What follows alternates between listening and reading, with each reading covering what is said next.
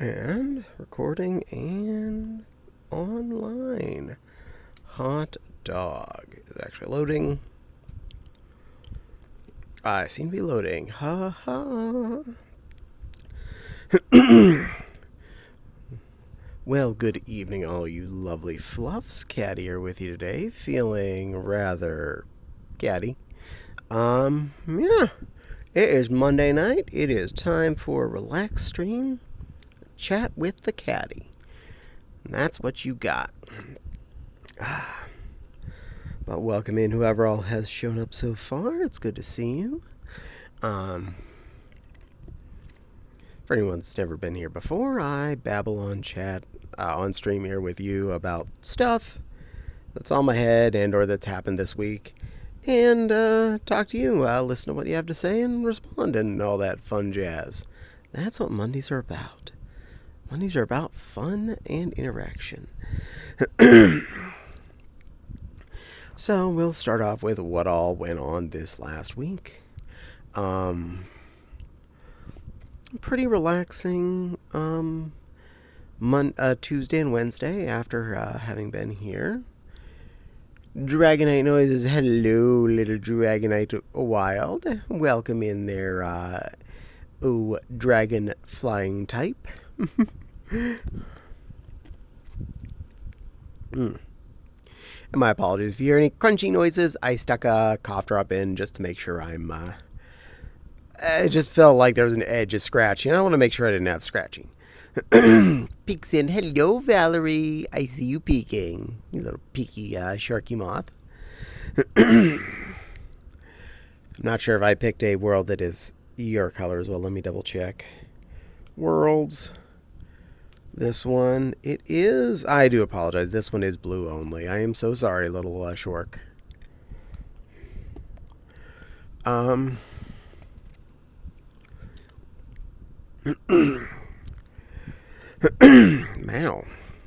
Yeah, I'm glad I put the cough drop in.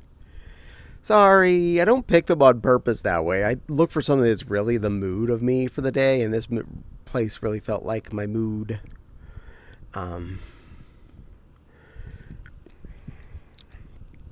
Anyway, Thursday went and did my shopping as usual, and I got a lot of the normal stuff, including stuff to make dinner over the weekend and dinner tonight. And I bought a small toy, which I may have posted about a couple of places. I kinda own a chainsaw now.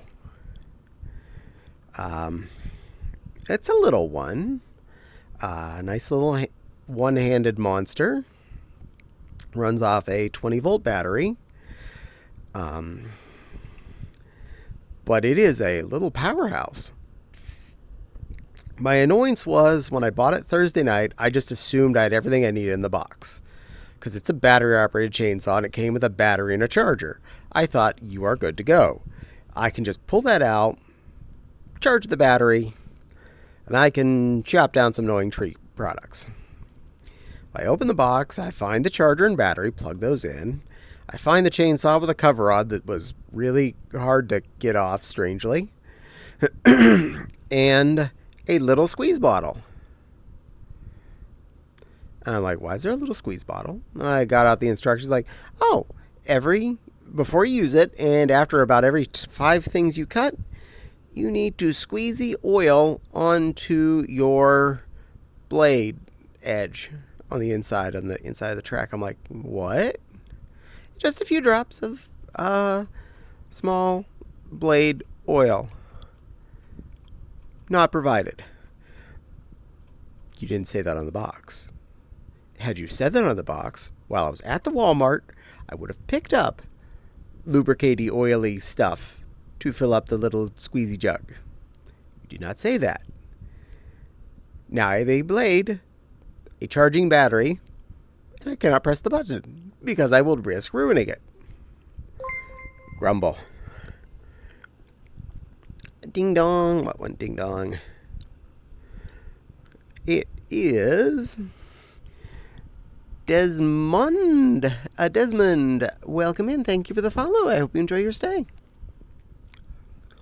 Sorry, I'm bad at pronouncing things on the fly. Never going to get good at that. So Friday I couldn't deal with that at all, but Friday I did deal with mowing the front lawn, which really needed it again. Yay. This time I did wear a long sleeve hoodie while I was doing the mowing and did not get itchies on my hands, fortunately. I did, however, get another kind of fun prize. One sinus cavity swelled up nicely. The one between my left eye and upper jaw. That particular one. That was fun. It is fun when I try and explain to people how it hurts. Because the answer isn't just, oh, it's sore, oh, it's sort of stiff. It's, yeah, it feels like part of my face is going to explode. And the teeth on the left side of my face feel like they all want to shoot out of my head. This is not a comfortable feeling. Fortunately, I do have a solution to this, and that is Mucinex. It does drop them very quickly. And then there's an ad. I'll wait for that to finish, then I'll continue to babble about things. 7:07, so that'll be about 7:08 and a half. Well, I'm waiting around. Hope anybody that's listening can still hear me. Hope you're all doing well. Hope you're all having a good week so far. I know you're only a day into it effectively since the weekend's over, but I still hope you're having a good one.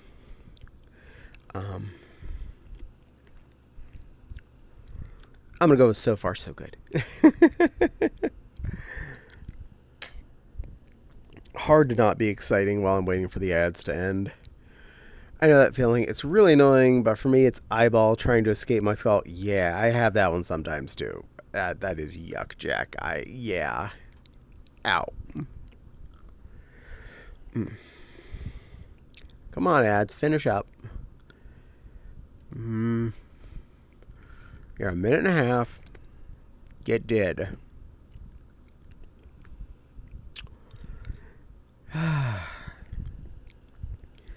Yes, I get impatient with these, but I don't want to have anyone feel like they're missing stuff, especially near the beginning.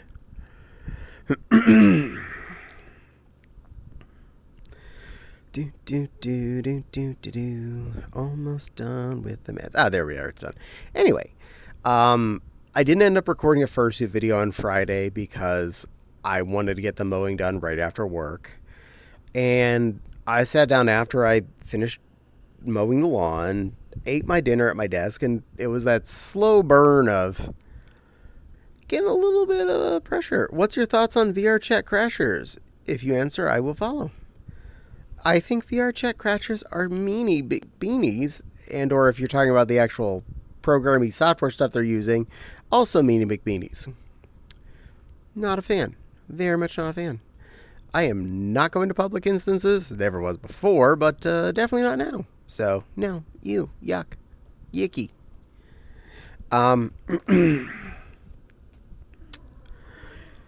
So, I ate my dinner, and then, I'm just sitting there watching some stuff on the YouTube. I'm like, feel a little pressure. I'm sure it'll pass. And it's like, I'm feeling more pressure. I'm sure it'll pass. My teeth are starting to tingle. It's probably not going to pass. Do you know Laughing Coffin? Don't think so. Is that a person? And then it just slowly kept getting worse and worse. I'm like, all right, well, I know I just mowed. I know I need a shower anyway. I'm going upstairs and taking care of that. And as soon as I got in the bathroom, turned on the shower to start warming up, grabbed the bottle of 4-hour Mucinex and my cup beside the bathroom sink, and took me that there Mucinex. It does not take long for it to start affecting me. It also takes a long time for our water to get hot in the upstairs faucet. So plenty of time for it to start kicking in there. As I then proceed to take off my clothes. I know, sexy talk. I'm taking off my clothes. Oh my, oh baby. And pull out the clothes for when I was getting out of the shower. The get ready time. Might as well use that time when you're waiting for the shower to heat up to do something productive. And went in, checked the water. It's warm enough. Got in, turned her down a bit, and started showering. Almost immediately, I started feeling the drainage. I'm like, yes, that's the feeling. That's the Mucinex kicking in. And the problem with sinus-type pressure, when it hits pain, that means you've effectively stretched bone. And that doesn't just go away the second the pressure is gone. Fortunately, I didn't let it linger too long. Before I was like, nope, this is definitely pain. I need to go take care of this now. So once it had started to drain out, pretty quickly, my teeth no longer felt like they wanted to explode out of my face. And I had noticed right as I was taking the pill, under my left eye, that sinus was bright red. It was fire engine red under my left eye area. And it felt like a big honking rock. By the time I got out of the shower, I felt under my eye there. It was like a dent where the rock had been before. Like, whoa. That's a lot of pressure to apparently let out. So I was happy about that. But also that means I was nice and clean after having been mowing lawn. So I was in a good status that way. But also kind of drugged up. So I wasn't really in any state to stream on Friday night. Hence why I did not. A Mucinex will fix me. But it also makes me a little wonk. Definitely past the I should be driving large vehicles. I wouldn't even really want to drive my car after taking Mucinex. I'm pretty sure I'm a little bit on the looped side. I'm sure it's fine. I'm within limits and whatnot, but I don't trust me. Therefore, I'm not going to risk everyone else by me not trusting me. Rested quite well that night.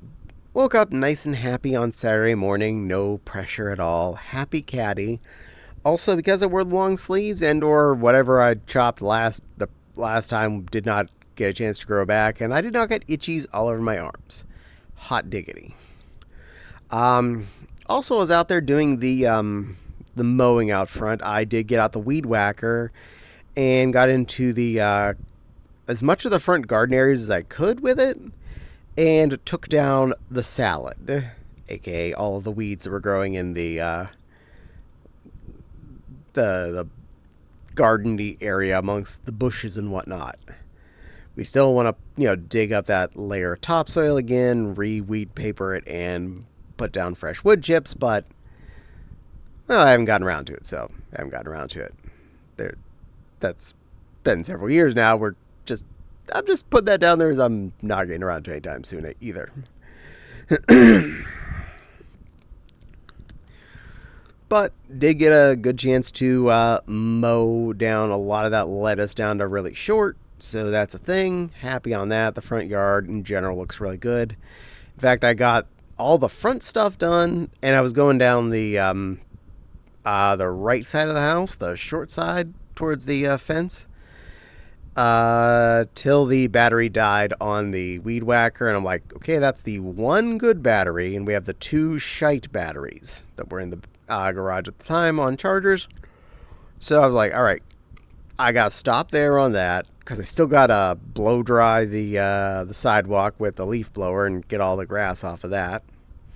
And I need to make sure I got enough electric to do that.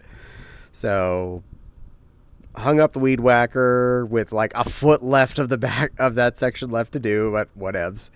And went and blew off all the sidewalks and the driveway and stuff to make them look pretty. Gotta look pretty. And I look out, I'm like, the front yard does look nice. That's actually good. I'm pretty happy with that. And still today, come Monday, after having done it on Friday, it still actually looks good, except for a few dandelions that poked up between then and now. Those things grow so quickly when they are in the mood. But hey, such is life. So front yard was done then. Saturday, I gave myself a good slow start on Saturday. I wasn't pushing it. Relaxed, got some coffee in me, got my brain on. I even defrosted a fresh pack of kielbasa and threw them on the grill. Oh yeah, and Friday night, I actually did throw kielbasa on the grill after I was done with the mowing. That was what I did for dinner. I'd already pre-defrosted them before I went out mowing. And Fopsy actually was quite notably very happy with the flavor of the kielbasa, like ecstatic with how they tasted. And I was like, that is such an easy thing to make. That is so fast and zero effort. I literally just cut the knot into 6 pieces and split them down the middle without pulling them all the way into 2 pieces, and grill them up, cut side down and then skin side down for a couple minutes each side, and boom, done. Put them on a hamburger bun and enjoy. Add whatever toppings you find desirable. It's the way Grandpa always cooked them when I was a kid. That's the way I cook them now. In fact, that is what I posted about Monday night or Friday night. Things your grandparents and parents teach you without telling you they're teaching you. Grandpa taught me how to make those without actually teaching me how to make those. He taught me by example, and I learned. And since I was a little toot, back in the billion years ago when he was still around and we would go out and have cookouts on every summer-ish event, from basically the beginning of springtime when you could still start to stand to be outside till the end of fall time when you can barely stand to be outside. We would always have cookouts with the grill and set up the picnic table and stuff and do stuff outside. So I've been doing that. We're doing that all my childhood. And I didn't realize everyone else didn't normally have hot dogs, hamburgers, and kielbasa. I just thought that was normal. That was just the way things were. It wasn't until I was like teenager years that I found out that other people didn't always have kielbasa as part of cookout time. Which is weird to me, because like that was just part of the normal. That was like the trifecta: hamburger, hot dog, kielbasa. All 3. You always made all 3. You made a grill full of all 3. In fact, you kept filling the grill full of all 3 until everyone said they were done eating, and you still had a pile of them sitting on the table ready to put on buns of sorts. End rant. I made pigs in a blankie last night because I hadn't had any nears. That is a really good option there, Raven. I hope they were delish. American pigs in a blanket or British pigs in a blanket? American ones are usually done in croissant rolls or some other canned biscuit, whereas British ones are sausages wrapped in bacons. Both very applicable, both delicious choices. Not going to deny either one as being permissible to call piggy in a blankie. And I would eat both very happily. Merca. Yay, croissant roll. Good choice. Good choice. Good choice. So Saturday, it was about noon, and Fopsy was like telling me how she really did enjoy the kielbasa the night before, and yeah, she finished the leftover out of the fridge overnight. I'm like, well, that's what I was gonna have for breakfast anyway, so I got another knot of kielbasa out of the freezer, threw it in the sink to defrost, and well, I sat around the house till that was defrosted, and then gave it a grill. I said, you don't have to eat any right now. They'll be in the fridge. You may enjoy at your leisure if you want. No forcing, no judging. I want these now, and I'm going to make the whole darn thing. So I went out and grilled the whole thing again. And I had 2 for my breakfast on hamburger buns. Let it digest a bit before I went out to stores. I thought British Pigs in a Blanket was called Beef Wellington. No, that is a completely different thing. Beef Wellington does not involve any piggy, therefore it's not a pig in a blanket. Fun fact. I started by going to the mall because I haven't been in the mall in a hot minute. And got a good, nice, long walk around. And yes, I've been idly playing Pokemon Go. And I've spun a whole bunch of Pokestops. I think I battled a gym, or at least I stuck myself in a gym. I didn't get to battle a gym or anything. No raids happened when I was there, so nothing to do with that. Boo. Boo. But I did buy something stupid at the bookstore that had been on the shelf for ages. They had an official Sazak Charizard Kigu at regular price, not any big markup, not any big sale. It was just there. I'm like, I keep seeing it. Poor thing's been yanked in and out of its plastic bag so many times that people have ripped the cardboard insert. I don't care. I'm not saving that. I was like, you know what? Fine. I've been looking at it for a couple of years here in B&N. I just picked it up, walked to the cashier, and said, "Been on the shelf too long. I'm buying him." And she's like, "He really has been on that shelf forever." I'm like, "Yeah, I look at him every week, and I'm just like, next time, and hell, this is the time." And she's like, "Yeah, everybody, so many people were doing that, and now none of them have the chance anymore. You got him." So he was a pickup. Didn't find anything fun at any of the other places. No plushies to pick up that I needed. Nothing from Build-A-Bear, the candy store, Claire's. And no good sales that I liked at Penny's or Macy's. A couple things I thought about at Macy's, but they either weren't the right color, they didn't quite fit the way I wanted, so didn't get. And that's okay. You don't have to buy everything just because it exists. If you're not going to wear it, even if it's a good deal, if you're not going to wear it, it's not worth paying money for. That just wastes space in your closet. Ever been to a Build-A-Bear? Oh, they're fun. I recommend it. I've been there way too many times and have way too many critters and outfits from there. And then I went across the street to pick up BC. No sound here? Is anyone else not getting sound? I don't have any music or anything on, but I should have audio.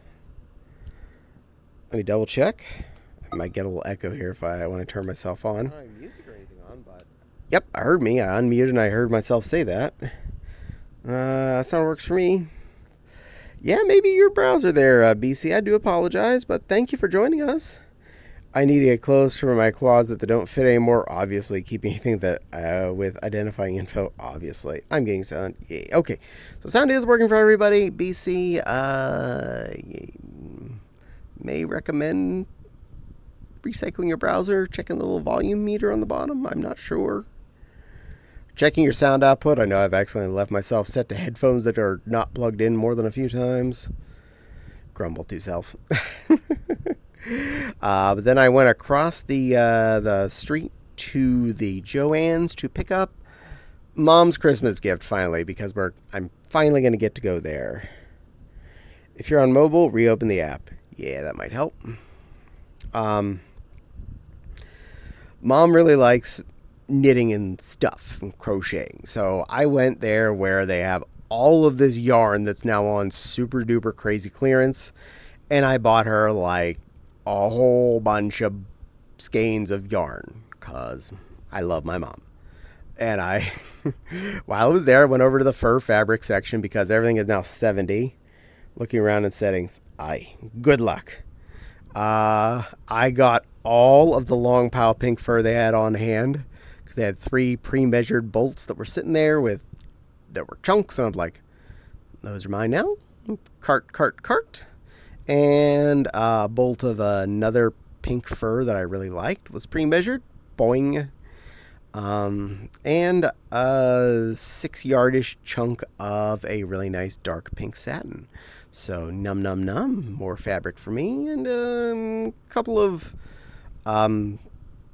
luggage strap clips, those big thick plastic chonker clips, because I use those when I'm making capes and things, and they're really useful. Oh yeah, I forgot. Joann's is closing down. All layers. They're actually 100% closing down. Most of them by the end of the month. Just heads up, if you want any chance to go to a Joann's, go now. Most of them are officially going to be doors shut by the end of May. Mine was like 80% yarn because they had apparently so much left. A lot of the fabric aisles were removed, and there were just crates of yarn sat out. Almost no fur was left after, up until recently, there was like an entire aisle of fur fabrics they had available. Not so much anymore. Apparently a lot of those cleared out. Not going to say how much of that already went into my storeroom, but a bit. When it was 50% off, I did clear a good bit. Now it's 70% off, I cleared a little more. But successfully did that with minimal damage to the checking account, so that's not bad. And then went and did the other task I had in my lineup, and that was head to the Walmart again. Different Walmart this time, just because I was over at the Joann's on Coldwater, and there's a Walmart on Coldwater.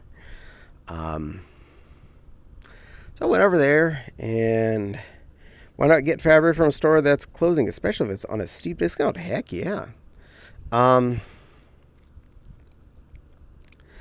So went to the Walmart, went over to where the seasonal tools were, aka where the chainsaws lived. And found the smallest container of the chainsaw blade lubricant. We must have missed each other. I was at the Walmart that same day buying socks. Oh my. Well, how dare we? How dare. It was probably about 4 or 5 o'clock when I got to Walmart, though, so it was a bit on the late side. Took way too long at the mall.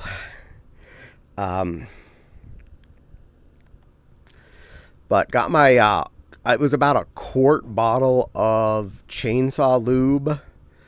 And while I was there, I also picked up a 14 gauge extension cord, 25 feet long, for my computer. Up until recently, oh yeah, I was at the Walmart about 1 p.m. Oh yeah, you were there while I was still eating my kielbasa. Yum yum. Due to where we moved our desks several years ago in this room, found the wall outlet that is next, the only wall outlet that's behind my corner desk is also tied into the light switch, which doesn't make a lot of sense since this is one of the few rooms in the house that actually has an overhead light. Anyway, that light switch does control both parts on this power outlet, so neither one was applicable to plug my computer into. That whole wall section, this corner, had one outlet on it. I'd already committed to put my desk there. And then there's doorways on either side of that corner. Like, well, I had run a extension cord from the wall on the other side of the doorway up over the doorway with cable tacks down back behind the door, down the side of the door, so that I could plug my computer and the TV and all the stuff on the TV stand with. Everything was off of one extension cord. Probably was not the optimal situation. So I left that extension cord. Now is plugging in the TV and like the PlayStation 3 and the Roku box and stuff like that. Ethernet switch that's under the desk. Nothing serious, just all of that stuff. And now my computer and everything that's plugged into it directly went into this nifty 3-port 14 gauge red extension cord down around the base, out into the hall behind my wall of Minnie Mouse greeters, so no one sees this cable that I have lying on the floor, into the closet, and into a power outlet in the closet. We're thinking it's probably still on this same circuit. I haven't gone and played turny-offy breakers to find out if the lights go out in this room or not. Muchly because if we're awake, at least one of us is probably using our computer, and I don't want to interrupt one of us using our computer by going, I'm going to hit the breaker and see if my computer goes off. Brrr, my computer went off. Well, oops. Don't need to add any fun. I need to go shopping this weekend because I need to get some hair stuff and some snacks. Good choice.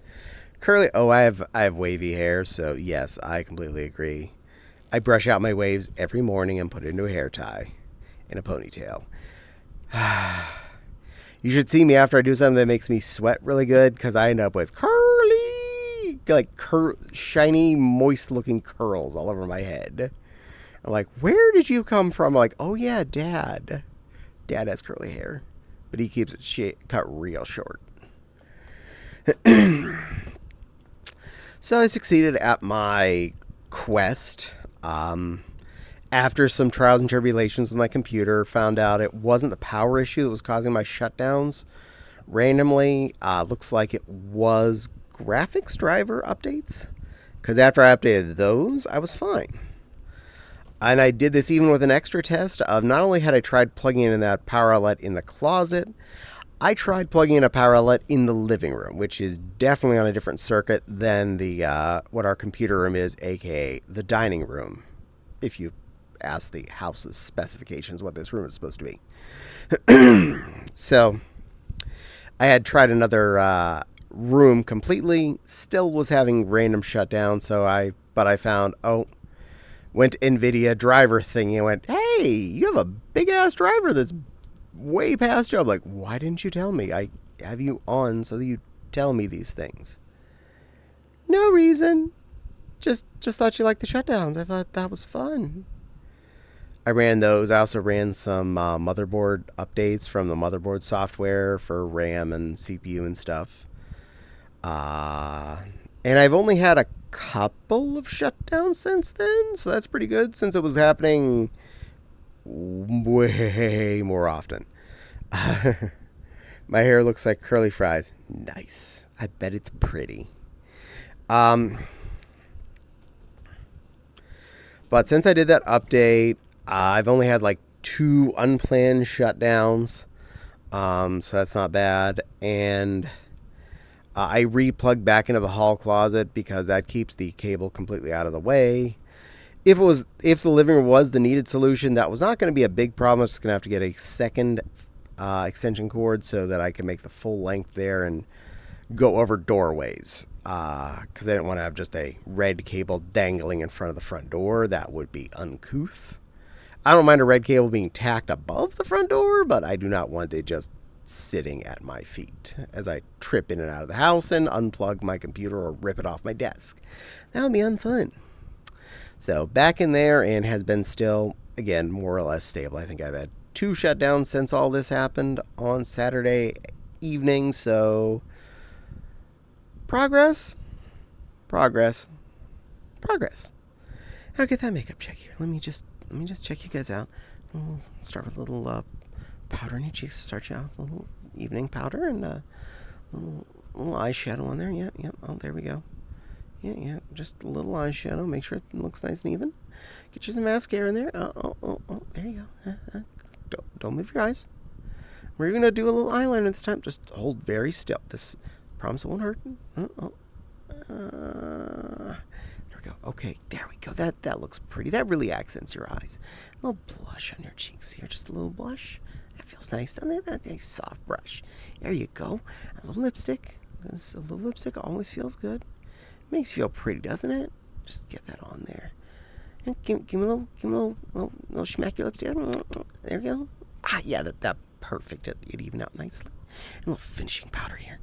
Pop that on there real quick. There you go. You all look beautiful. Thank you for holding still for me. Really appreciate that. It looks great on you. Yeah. So, I think Orphan Annie, older version, type curly hair, but a little past the shoulder length. Oh, nice. Oh, and same color.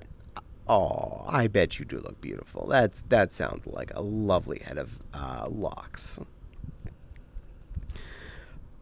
I don't mind curly hair. I just don't like dealing with it myself. That's why I brush out all my waves every day.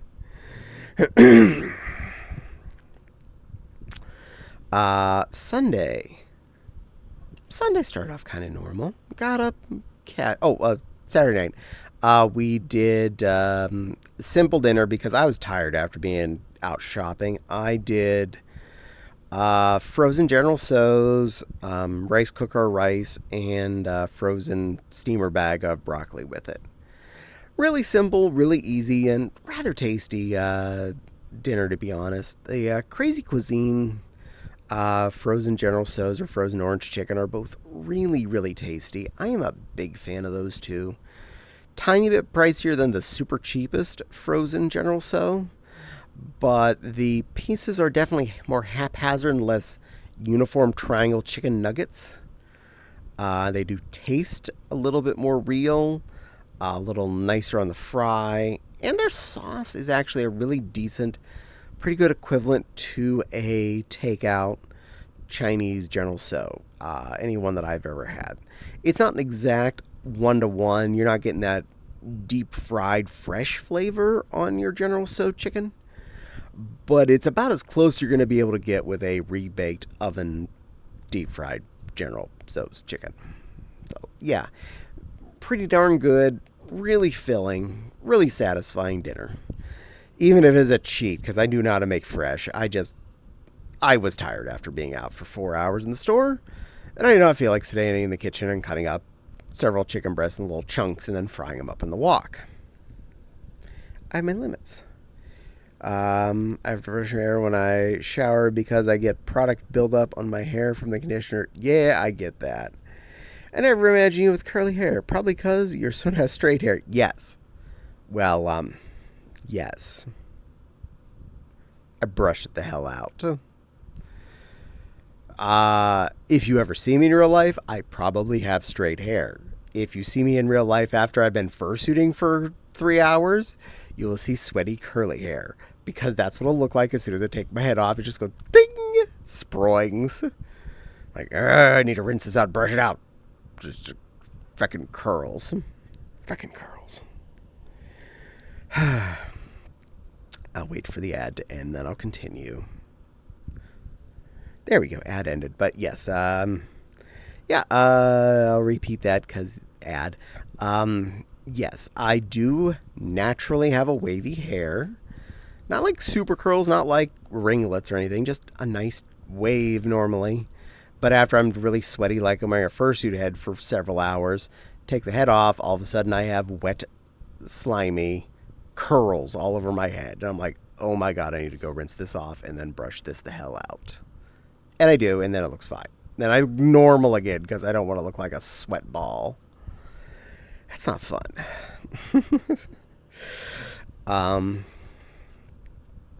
So Sunday morning I had some of that leftover General Tso's for breakfast, which was tasty. Breakfast for me is like noon anyway, so blunch. General Tso's blunch. It was good. It was a very good lunch. Relaxed a bit, got myself mentally prepared, and then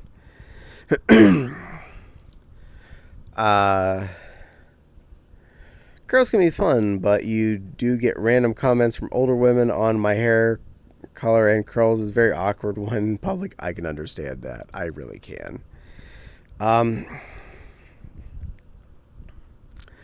I got the baked beans into the oven to start baking off. I got the steaks into marinade. I threw them in with my usual marinade, put them in the fridge. There were 2 strip steaks, really nice looking ones. double big can of Vanny Camp baked beans with my usual additive seasonings. This time with a little extra pepper and salt too. And a hat of bacon over the entire bowl. Threw that in the oven just to get going and let it just party for a few hours. And I went outside, snapped the battery in Mr. Chainsaw, dripped some of that shiny new oil on the blade bar, and pressed the go trigger. I was actually shocked at how quiet it was. Like, wow. It's basically the same battery and engine probably that a power drill is, but I was expecting more noise. I go, I hope this works. And I walked over to one of the first little stupid trees in front of the house. That reminds me, I have hot dogs in the fridge. Ooh, you better get to those delicious wieners. I walked over to the first little tree, about an inch diameter critter that had grown up touching our house almost. Got as close to the ground as I could. Pressed the trigger. Like butter. Just sawed right through that thing. I'm like, wow, that's cool. And I saw a couple of like extra twiggy ones nearby. It was like ding, ding, ding. It's like no resistance. It was like I was just waving a wand through them and they just fell over. Like, oh, hell yeah, I love this thing. Went over in front of the shed and saw the one I had hated the most. I had tried to knock this. I'd stripped it to a twig so many times with the bush saw thing, the hedge trimmerator 3000. And it still kept growing back and getting larger. And I'm like, oh, you're gone now, buddy. Went right to its base. Chainsaw. Tunk. And just like, it's still like, because of all the other brush and where its branches were, it just kind of was like, physically, the tree was standing, but it's no longer attached anymore. It was like several inches to the left of where it was, just standing like, gotcha. Cleared off his newest little friend that had grown up there too. And a couple other ones. And I was like, yeah, oh, you're beautiful. Cleared all the other ones on that section of the house too. Went in front, all the stuff that started to grow up through the patio. I love you, maple trees, and your little seeds that can slide in between those pavement tiles. I love you. I love you so much. Meow, meow, meow, meow, meow, meow, meow, meow, meow, meow, meow, meow. Even took out some of the larger weeds while I was there just because, I'm here. Chainsawed them all down. No resistance. I had a couple times where I was like, oh, and then it would go through. That was it. That was the most trouble I had on all of that. And then I went over to what I call the forest, which is there's a little squared off area in our backyard that was not yard. It was like wood chips when we moved in, around two big maple trees. Well away from the side of the house, so they're safe, not a problem. Like, their roots are hopefully not going to cause us a problem. But because they had like that wood chip zone around them, you couldn't exactly just mow up there. And it has turned into a little forest of between weeds and small trees that have cropped up there, either from the squirrels hiding acorns or from the maple trees themselves dropping their little love packages down to their feet and then actually sprouting. I did not clear out all of that. I cleared out probably half of that before I was like, okay, I am too tired from this. I need to stop. We are done. We've had enough excitement. Let's stop here. I left everything lay where I'd cut it, figuring, you know what? I didn't mow the backyard yet anyway. I have about knee-high dandelions the entire backyard that he's dealt with this week. That's future me's problem. And I figured if I let this stuff brown a little bit, like die off since it's no longer attached to the ground units, it'll be easier to tell what's still attached to ground and what isn't. Also, it'll make them, a little more brittle and easier to move out the deadlings. And then I'll go back in and chainsaw any remaining critters that are actually trees, and then I can just take the weed whacker in there and or the hedge saw and just away anything that's just green vegetation like tall weeds and stuff. So the backyard is improving. There's still quite a few areas I do want to take the saw to and chop down other trees they've planted throughout parts of the yard, like the back corners and stuff. But that's another day's task. With all dandelions, you can make dandelion jam. Could, but yeah, they're already on fuzzball side, so not gonna. I don't want to deal with those. It's somewhat popular in my area. I'll let you enjoy that. I'm just gonna kill the things.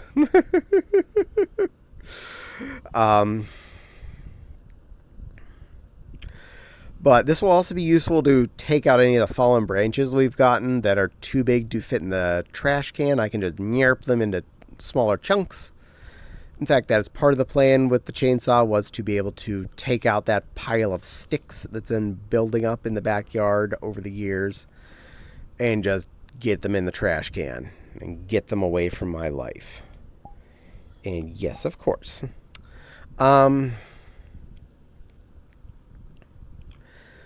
So, chainsaw, yay. Problem, though, I apparently made myself kind of tired. Also, when I was out there, I did dig the lighter fluid and the charcoal out of the garage, or the shed, and put them underneath the charcoal grill where it is safe and should be dry. I left the mesquite wood chips in the shed. I will be throwing those away due to raccoon occurrences on that bag of wood chips. If you're adding something for flavor scent, you don't want to add something that has flavor scent built in of raccoon leavings. If you get me. That's not the flavor I would add to my steak. And that way. Hi, sweetie. Love you, little plushie.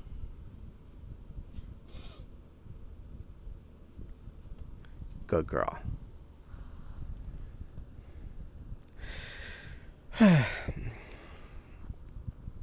But afterwards, I came in, I sat down like, oh, I'm tired. Keep some dandelion seeds. You can spite some troublesome. Oh, don't worry. No. We don't have a problem with that. They are everywhere. Very good girl. Absolutely, Vincent. That is a very good girl. We are in agreement on this. Yeah, the dandelions are they're prevalent in our area. There is no escaping them. All of the neighbors have them. It's just whether or not they've mowed them off recently.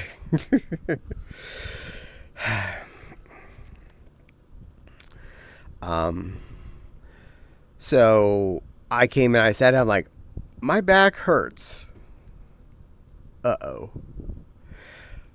You don't think about how much you're bending over when you're reaching to the ground to try and lop trees off at their bases with a handheld chainsaw, till you're like, oh, I was bending over a lot, wasn't I?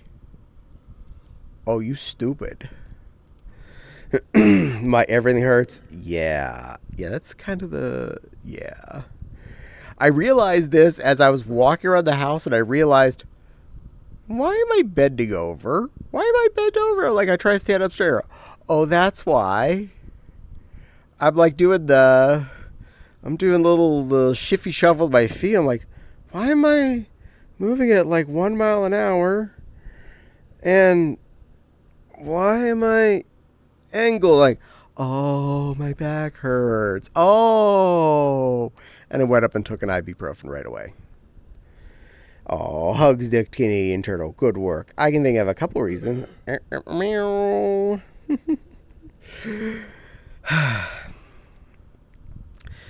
And then I cooked off our steaks on the other grill Sunday night. I actually lit up the charcoal, made a nice little pile of briquettes, squirted them really good, and with lighter fluid and set them on fire. Let them toast up for a good 10 or so minutes, came out and spread them out, saw they were nice and orange. Perfect. Put the grate back down on them and applied 2 lovely strip steaks over top of freshly greased grill grates and let them go. It does take a little longer to grill over charcoal, especially since you can't just turn those up to, 600 degrees. I know, go figure. Hug so tight. Yay! Aw, you two are being cute and loving. Aw. Sweet little plushies hugging each other. So it took I let them sit there for about 9 total minutes between the 2 sides. Took the trash out in that time. I put French fries in the oven with the baked beans before I'd gone out to start the steaks and everything, so those were getting done. And I forgot till the very end. I forgot to make a vegetable. Ran out and grabbed a can of the fire roasted corn by Del Monte. Stuck that in the pan and cranked that to max. Just as I was bringing the steaks in, which is fine because the steak needs to sit for a moment before you cut into it anyway. It only takes a few minutes to bring a can of vegetables up to boil, which is what I did. And then I had delicious corn, really good baked beans, and French seasoned fries. Could definitely hug tonight. I'm better than earlier, I think. Good. I am glad you're feeling better, my sweet little plushie. Oh, curls out with Nepal. Good. Vincent, you keep snuggling that Nepal. She needs it. And this is weird. I'm getting random blinks on my headset today where it's just like it goes completely black for a split second. It's not doing any of the weird stuff. Just wonder if my cable's coiled or something. Or it's tucked under something. Fishing. Okay, it feels free. Well, if there were any curls, hopefully I just uncurled them. I can't see them, so I can't tell you.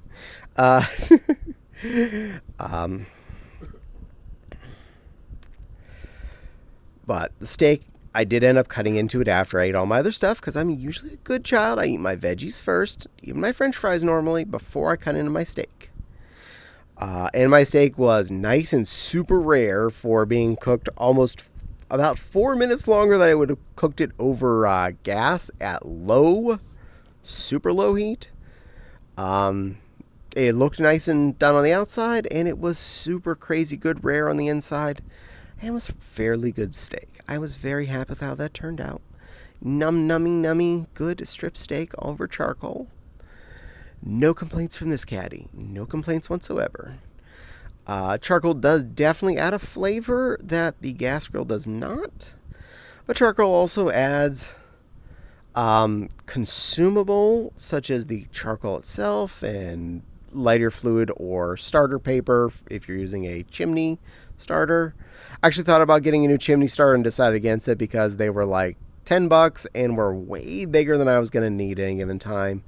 Because normally I'm only going to be charcoal grilling for 2, so I don't need to have like a gallon of charcoals to grill 2 steaks. Just putting that out there. Or lack of, I'm not putting that out there. I'm leaving that in there. Hey, Cadpig. Hey, Dovahkeen. Welcome in, you dovish, keenish, lovely floof. What's for dessert? Oh, dessert was quite simple. I did crushed up bag of graham crackers with almond milk and a little bit of sugar.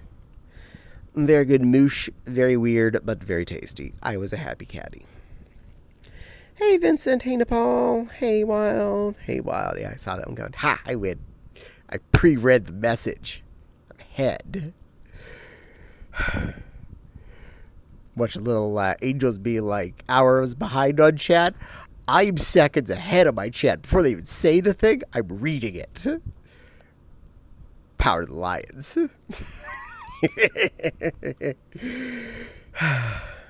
Preemptive strike. Then again, could have seen that coming a mile away, so That's also called cheating. Still thinking about picking up the chimney starter anyway. Might as well get it. But I do have very little problem with using chemical starter, aka lighter fluid. It works. And I don't have to worry about did I save some of the cheap newspapers or something to throw under there to light to start my grill with that week. Lions, tigers are the true kings of the jungle. Well, yeah, they're the kings of the jungle. Us lions are the kings of the savannah. We have a much nicer area to be. Plenty of rocks to sun on, plenty of land to graze on, and all the zebra and antelope we can enjoy. And the occasional wildebeest, because why not? Definitely should wildebeest. So does nitroglycerin.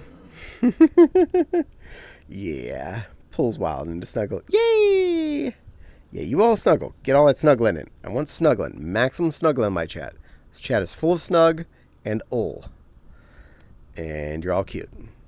Story over. Just not me. I'm not cute.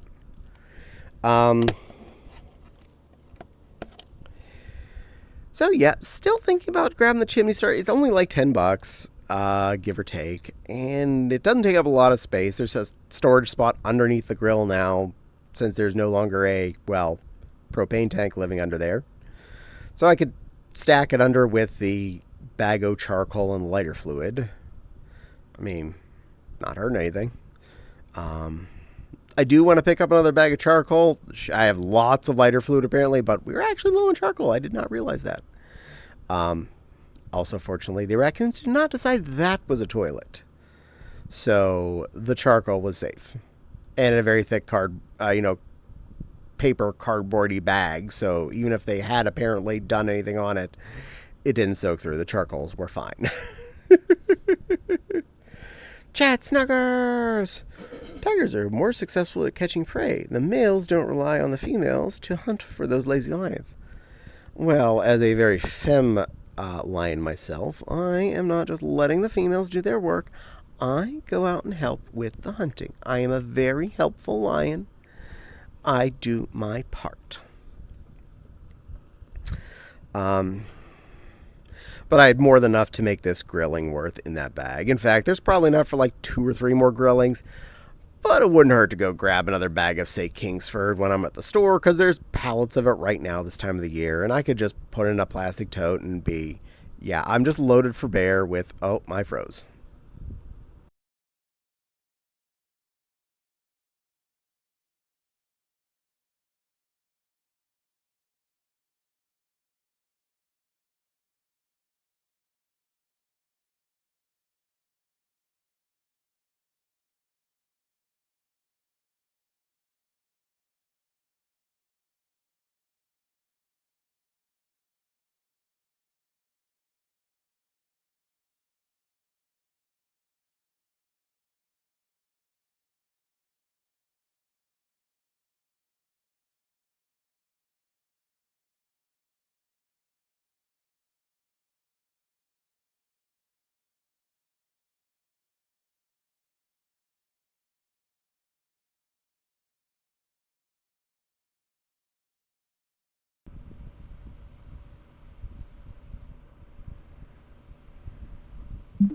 Starting. Okay, OBR toolkit's loading, and it loaded. Ding ding. VR chat. VR chat crashed. Yeah, kinda. Sorry about that. Yay, thank you, Nepal. I'll be right in. It's loading right now. So everyone should be able to hear me now again. Can you hear me now? Good.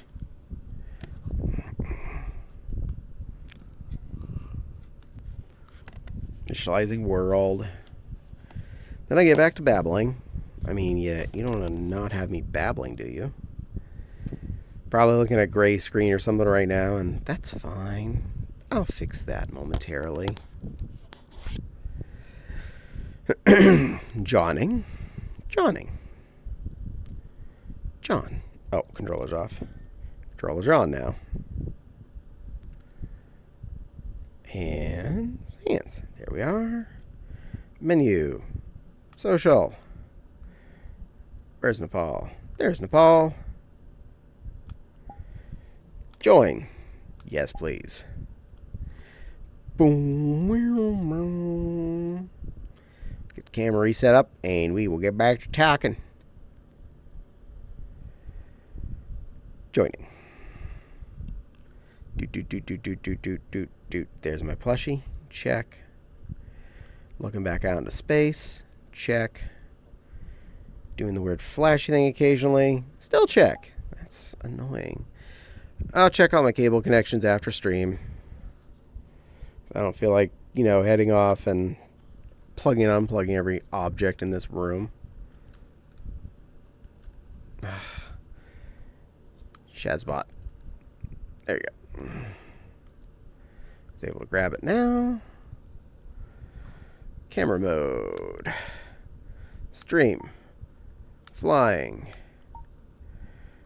Anchor. World. Behavior. Auto. Laval. That's turning me, not the camera.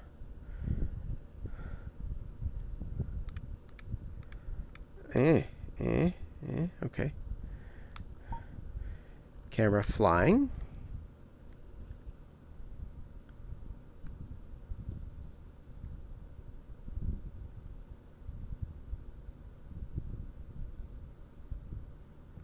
That's pretty good.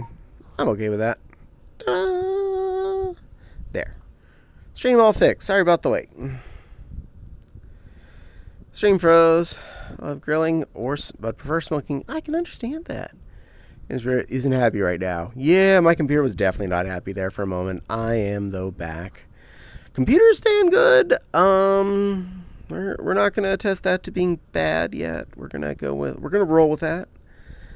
VC just crashed. Yeah, stream did do a thing.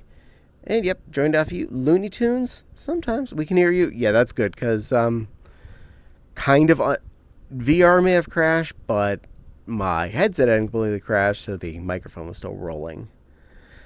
Till I restarted VR, which, probably turned that off and back on again for a moment. Bark 124769. Looney Tunes. We're looking at your background currently. I hope it was lovely. I hope you enjoyed. It's a beautiful background. Yay! Do. Jack's like panicking, getting licked. Hee hee daw. Wow, hi Ty. Hi Unky Ty. Sorry you came in the middle of a crash. I have to charge a headset. Yay! Get that charged. Was Looney Tunes page? That was art of me. That is Caddie and Pepper and Daisy. 3 critters, one of which is being dressed up like the bunny. The other 2 are trying to get out of doing Easter work. Art I had done quite a long time ago by Trish Forstner, also known as Nanook123. Very good friend. Lives in Baltimore. Good artist, really good artist. Done a lot of Caddie art.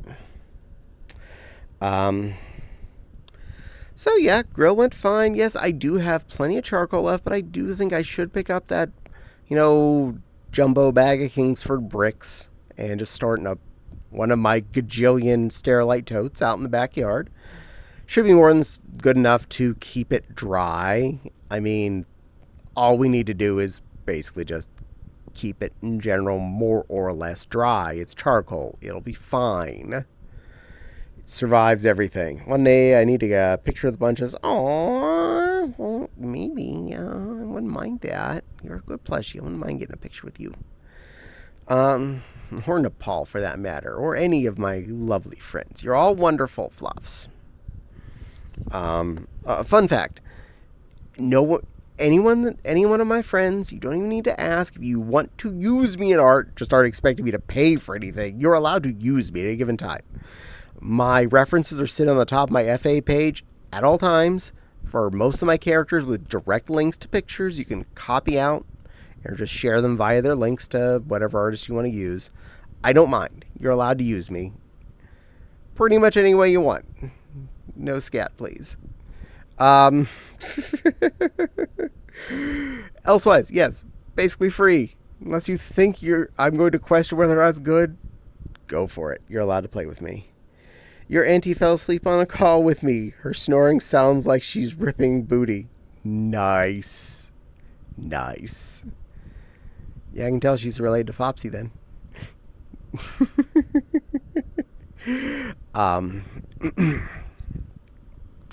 So after dinner and relaxing a little bit, I was still in major shrimp mode, but I made it a point. Ooh, whoa, Amethyst. Ooh, whoa. Other thing I want to do is 3D print 3D. Aw, well, that would just be so cute. I would love that. My sweet little turtle plush. I need a shirt warning all Renamons to keep their distance so I don't crush them if they're in hugging days. Aw, hello, how you doing? I'm doing just great, Amethyst. How are you? Now,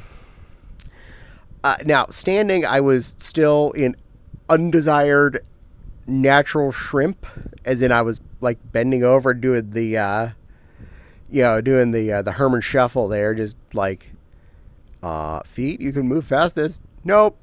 Back, you could straighten up. Nope.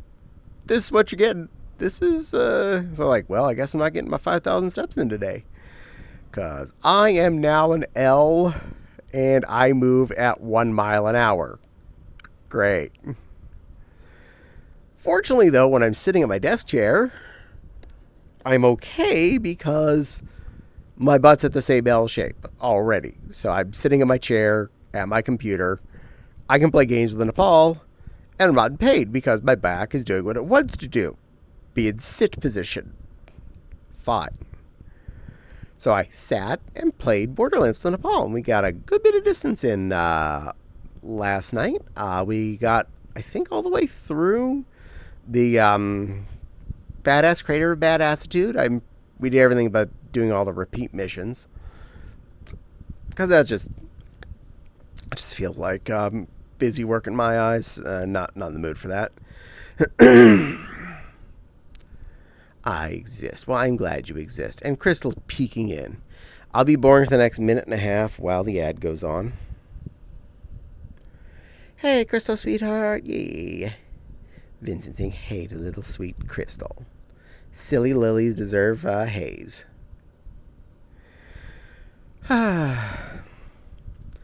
Patience is a virtue. I don't want anyone to feel like I'm leaving them out while there's an ad. What ad? Well, if you have Turbo, Twitch, whatever it is, Twitch Turbo, you wouldn't see ads. Or if you're subscribed, you wouldn't see ads. So, theoretically, they're going on. And they're attended, so we're good. It's all better. I did take a second ibuprofen before bed last night, even though it wasn't quite 6 hours. I was just like, yeah, I'm wanting to stay in bed all night. I'm willing to take one more. What are we adding? We're adding love to the Vincent's life, because plushies like you need more snuggles. We ended pretty much on time last night, which is good. Only right about quarter after. For some reason, Twitch doesn't show me ads sometimes, even without the subscribe. I've had that before. At different times, I'll just randomly not get ads when I'm supposed to. I'm just like, oh, I'm not subscribed to this person, but I'm not getting an ad. Guess it doesn't think I'm worth paying for the ad for, so yay, free me. Vince is being all blushy. Yay. So got off of stream with Nepal quarter-ish after midnight. Plenty of time for me to relax. I didn't end up munching anything, but I was planning on it after I got done, but that's okay. I was fine. I didn't really feel like I ended up needing it by the time I finished, so we're all good. And I took that one extra ibuprofen, even though it was only like 4 hours into that one. Because, well, I'm not going to be getting up in the next 8 hours to take another one anyway. I have time for this one and the previous one to fully burn out, and I wanted to actually sleep. Because, ow. being an L shape is not a pleasant way to be. Fortunately, I am able to sleep on my side best anyway, so I got on my side in the shape of an L, pulled the blanket over me, and went to sleep in that fashion, and woke up much straighter than when I went to bed. I know. Insert straight jokes right here. I'm ready for it. But that was not bad. I was still a little sore when I woke up this morning, but not as much as when I went to bed. Spent a lot of time in my chair in the beginning of my workday. What about pretzel shaved? Fortunately, not quite that far bent down. Successfully sat in my desk chair and did a lot of my work at the beginning of the day.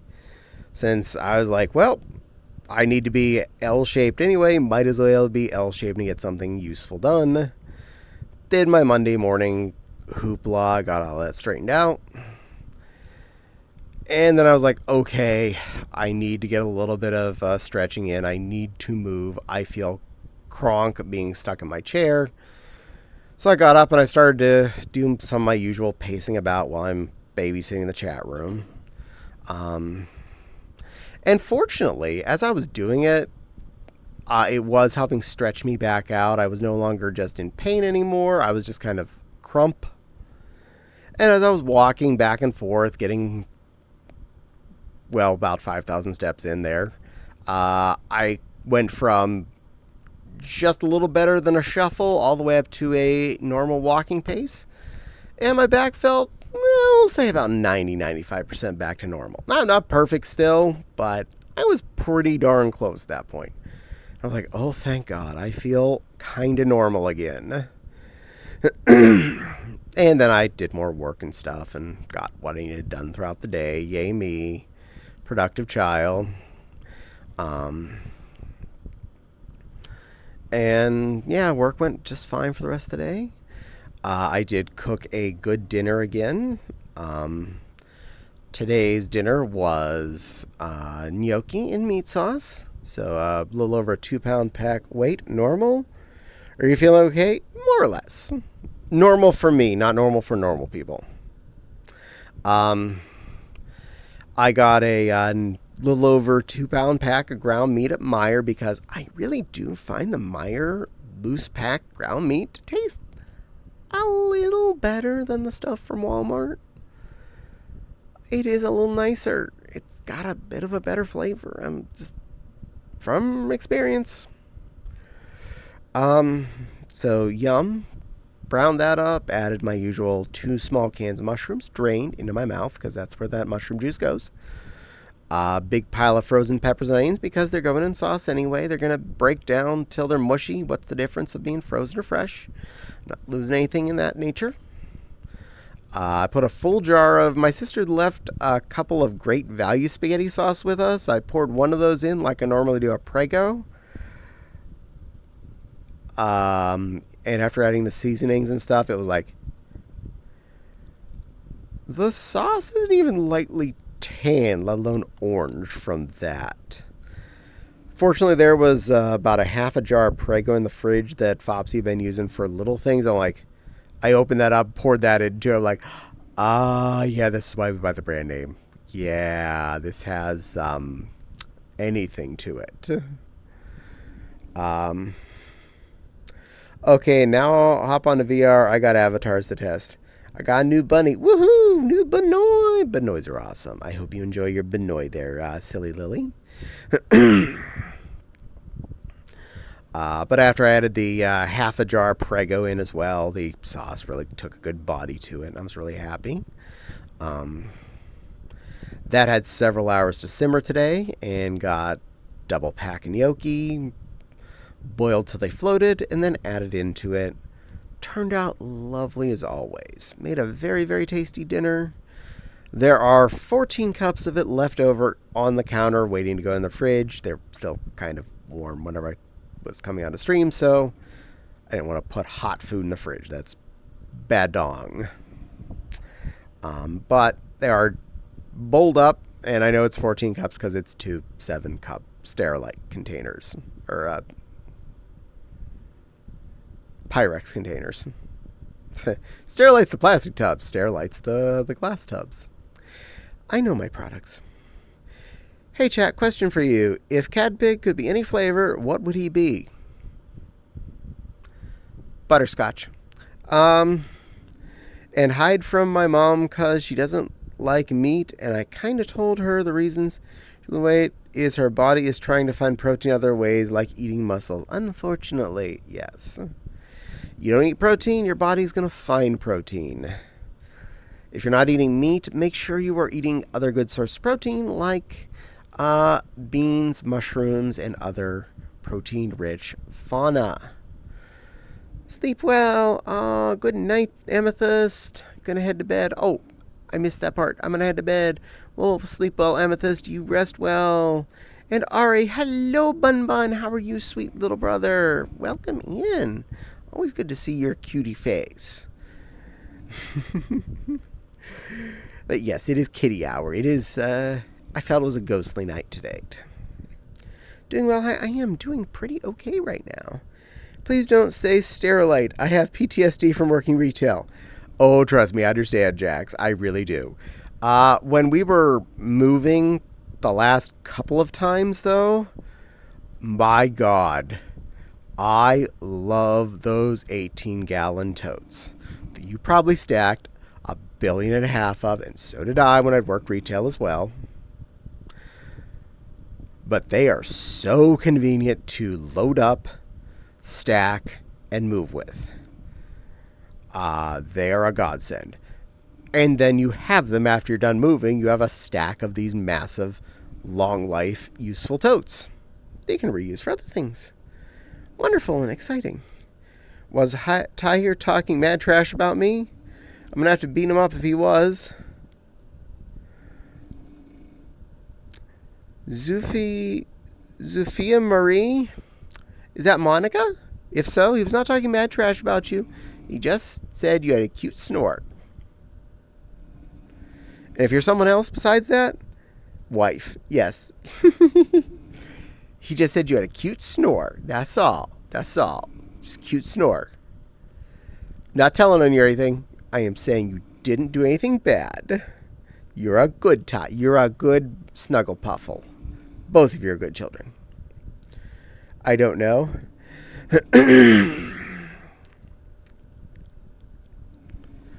That's not what he said he said.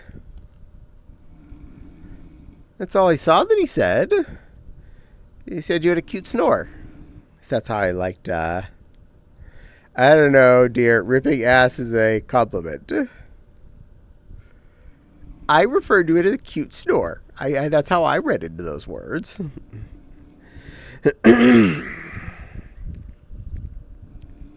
Ooh, ooh, to you too, Auntie. Vincent is sipping there, looking all cute. I see you. So I had a nice big bowl of my gnocchi and meat sauce today for dinner, which was very delicious. Very happy.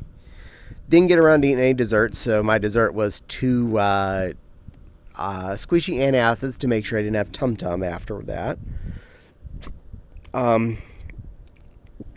Because if I don't have something sweet after that much acidity, I will probably have sour tum-tum after 4 hours of sitting here chatting with all of you. A couple of antacids does fix that, so it's not a big deal. It's fixable with a pill. Just I would have rather had a cookie or something, because cookies are yummy. And both have a lot of sugar in them, both the antacid and the cookie. One of which also has calcium carbonate, which I'm sure my body needs anyway, so there's that. Meh. You need tum-tum smoochies? Well, always. I do like tum-tum smoochies. I'm not going to argue about that. That's always a plus. Jack's looking all innocent. Chris saying cookie. Yes, we have several tins of Danish butter cookies out in the kitchen. I still have some of the coffee and coconut cookies. There is a pack of Biscoffs out there. We still have quite a few boxes of Thin Mints in the pantry. And I think there's some Stroop waffles in the cabinet, though those may have gone bad. They're not opened yet, but I think they may have gone bad due to being too old. It's fine. Yeah, I know. Evil stackable 18-gallon totes. Cookie Monster mode activated. Yay, where? Hooray! But yes, you're all welcome to cookies if you come over. They are shares. I'm sure we could use more. Always. My sister left me a ton of Sterilite when she moved this last time a couple weeks ago. Because she decided to move in cardboard boxes more instead of the totes. Because she could fit more in a smaller trailer with that. My only concern is they're a lot less reusable. She effectively just ends up buying boxes that are now going to just be disposed of. But it did probably save her one trailer rental and or U-Haul rental from here back to Pennsylvania. So potato, tomato. Can't win either way, can you? Eat all the cuties up. No, don't eat the cuties. No, you snuggle all the cuties up. Wait, another lion kitty wanted boxes? Well, I ended up with the boxes, so I need to take the stacks and stacks of plastic totes out to the shed after I do a little bit more cleaning up after the mess that the raccoons left in there. Thank you, raccoons. I appreciate your camping, but really wish you would have used the outhouse, not the shed. Doesn't look like anything was really destroyed except some garbage tarps anyway, so I'm not really feeling the loss. But thanks. Well, yeah. And I do need to replace that hole in the roof before it does any more damage to the floor from rain coming in, and that's how they were getting in.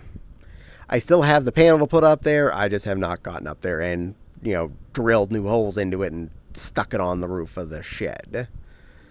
Because that takes some interesting effort, and I didn't have the effort to cut down that stupid tree in front of it till last weekend after many years, let alone put a panel on the roof. Though that really needs done badly.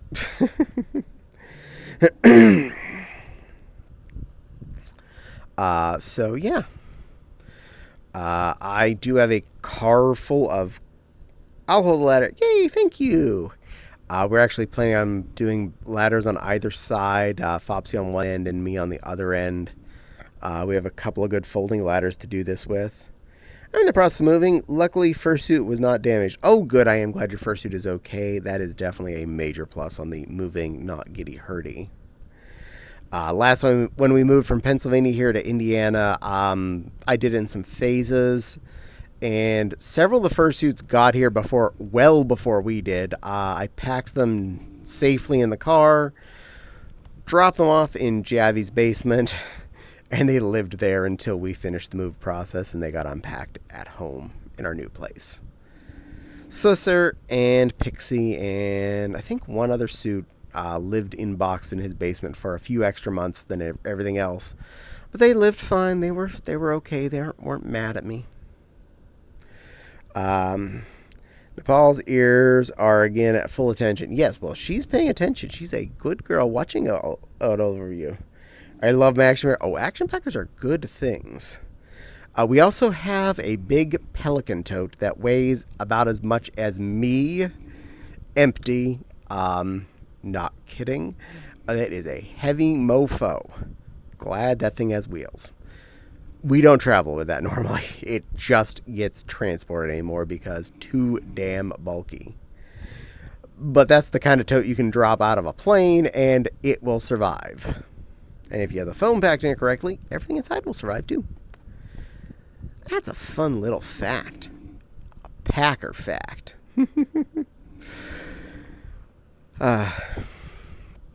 I would hate to move at this point, though. Our fursuit quantity has increased, as well as fursuit outfits, plushies, and so many other things, including furniture.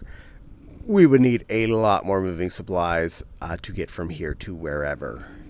If we did move, I would damn well hope we're moving somewhere within short driving distance so I could just U-Haul back and forth loads from here to wherever we move to.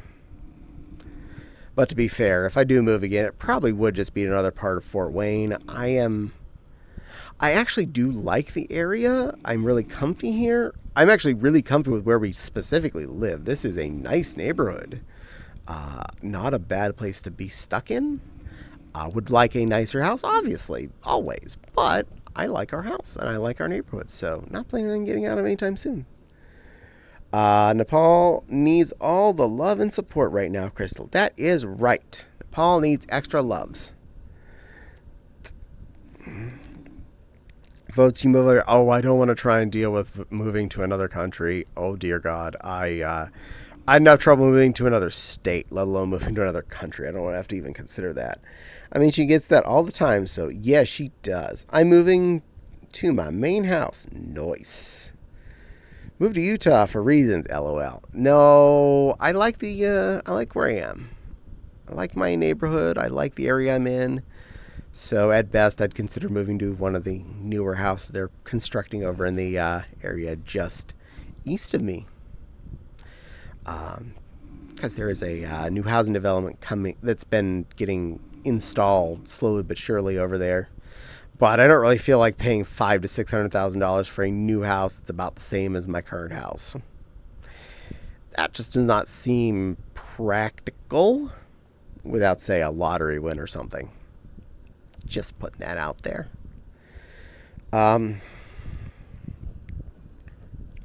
Jokes aside, don't move here. It's kind of boring. Yeah, it's fair. Here's not bad. I kind of like here. Here's got just enough excitement, but not too much excitement. What if I open, say, a truck? Silly little turtle.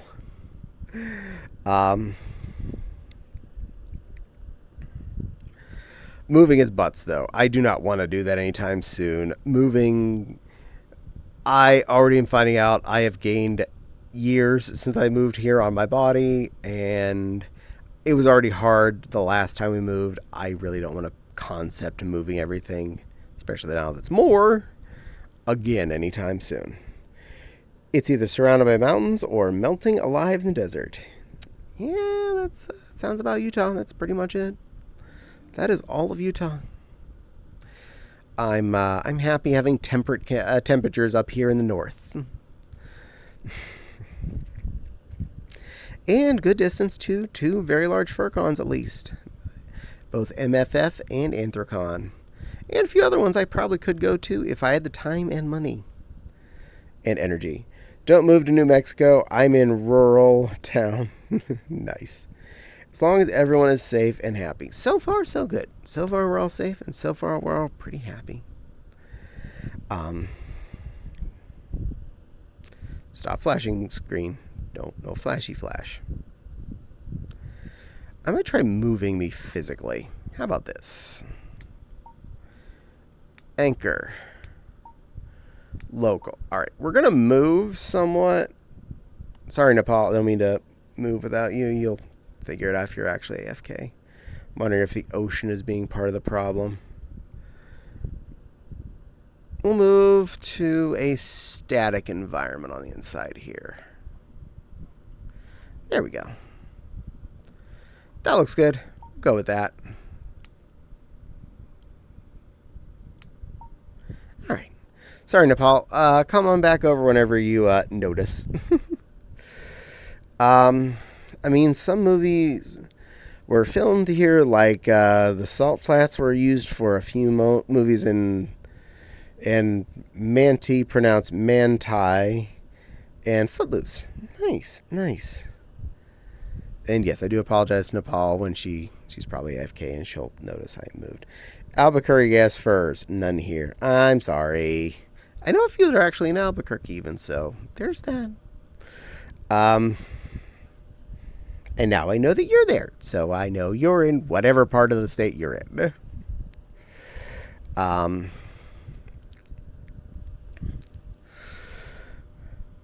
It's not flashing as much, so I think the flashing ocean was part of my visual disorientation tonight. Thank you, VR, for just being special. That's a darn left turn.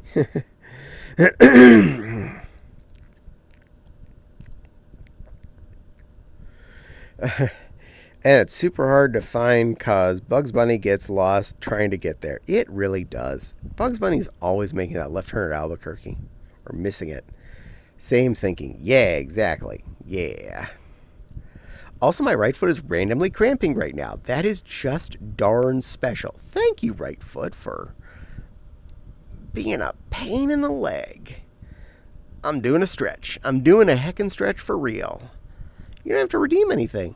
It's happening. You can't see it because I'm not wearing a foot tracker, but right now my right hook is pointed straight out, and so is my toe, as I'm trying to stretch out my ankle and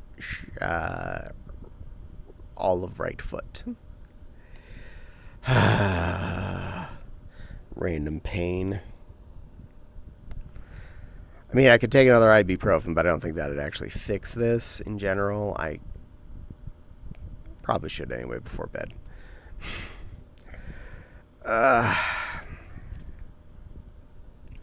Bugs Bunny always makes it up because they are fabulous. They are. Bugs Bunny was very fabulous. Bugs Bunny is a very fabu bunny. I try to be a fabulous bunny too sometimes.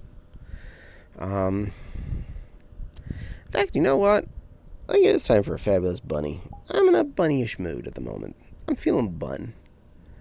Uploaded. Which mod do I want to be? That mode will go.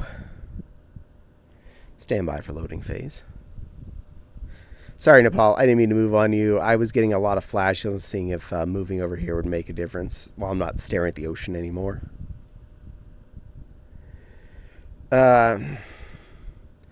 Okay, VR time gonna lurk so my PC doesn't explode. I mean, I could add heat paste the CPU, but I'd have to find it first. That makes sense. You are on a laptop, I recall. You have any Voltarian gel? Hey, Nepal. No worries. I had time to make dinner. Yay! Hugs. Yeah, sorry, sweetie. I didn't mean to disappear over to here without telling you. I just did not want to crash, and I was seeing if this was going to preserve our existence.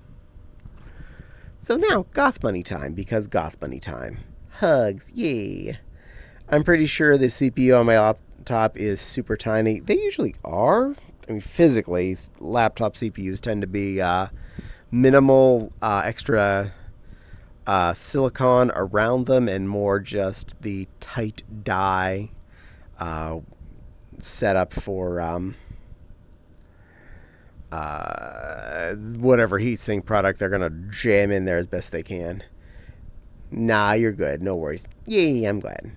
Baby CPU. Well, it is a laptop. Again, they tend to be smaller by nature for whatever they're calling themselves. And they are physically smaller, tending to be the laptop form factor. Fun, interesting facts there. I need to learn to set up a model and all that fun stuff. Nice. Well, I hope you succeed. I hope you do a good job with that little plushy turtle. I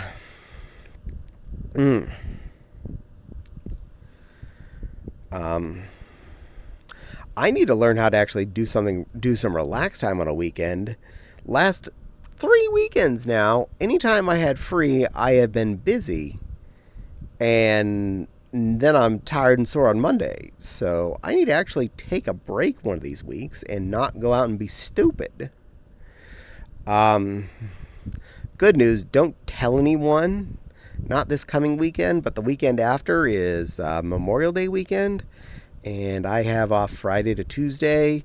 Nobody is allowed to make any feckin' plans for me or Fopsy. Repeat, no one is allowed to make feckin' plans for me or Fopsy. That is our time. We are going to enjoy our time. Not you. Not your plans. Not moving this or that for you. Not fixing this or that for you. Not a party that we need to go to. Not a gathering. Nothing. We want to have some actual downtime. Just putting that out there ahead of time. But I'm looking forward to 5-day off weekend where we get to actually relax.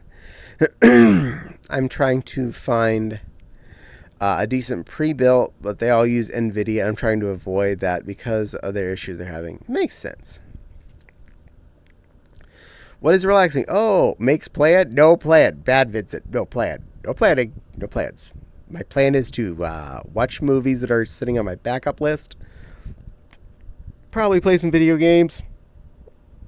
And have a lot of couch and/or desk chair time. Yes, you deserve it. Thank you, Ari. I appreciate you agreeing on that. Vincent sending some loves. And Silly Lily's lurking. Wow. That is some interesting characters that one was using to try and sneak by. Good work, Siri. Good catch. Appreciate you. Don't try and get around Siri. She's smarter than you, spam bots. Then again, you don't understand that because you're spam bot. Silly spam bots.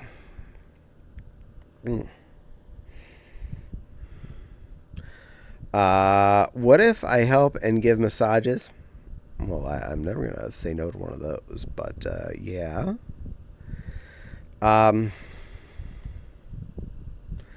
But yeah, I have a lot of like low-key things I'd like to get around to, straightening up the living room a little bit. Some of the fursuit stuff's been getting a little piled up. There's stuff still out there from Christmassy season that I still add out, and a lot of the Easter stuff is under there. And the fact that it got piled on top of other stuff means it got forgotten about, which means the pile is taller because there's forgotten stuff underneath the pile, and that doesn't help, etc., etc. So I do want to dig through all that, thin the herd out, get things hung up the way they should be. Probably starting some more sewing projects, make use of some of that fur I'd been picking up at JoJo's and the satin. I had a couple things in mind, and hope to make some things exist. That's the plan anyway. Currently eating some of that gumbo I made. Ooh, gumbo. Good choice, good choice. Well done, Jax. I hope it is a lovely panda snack. Hey, Captain Stouty, welcome in. Sorry you're here, I'm assuming when you're seeing an ad, but I will say hi again when it's over. What will you and Fopsy do if you could do anything? I don't know. Go to Disney World and hang out there for a week or two.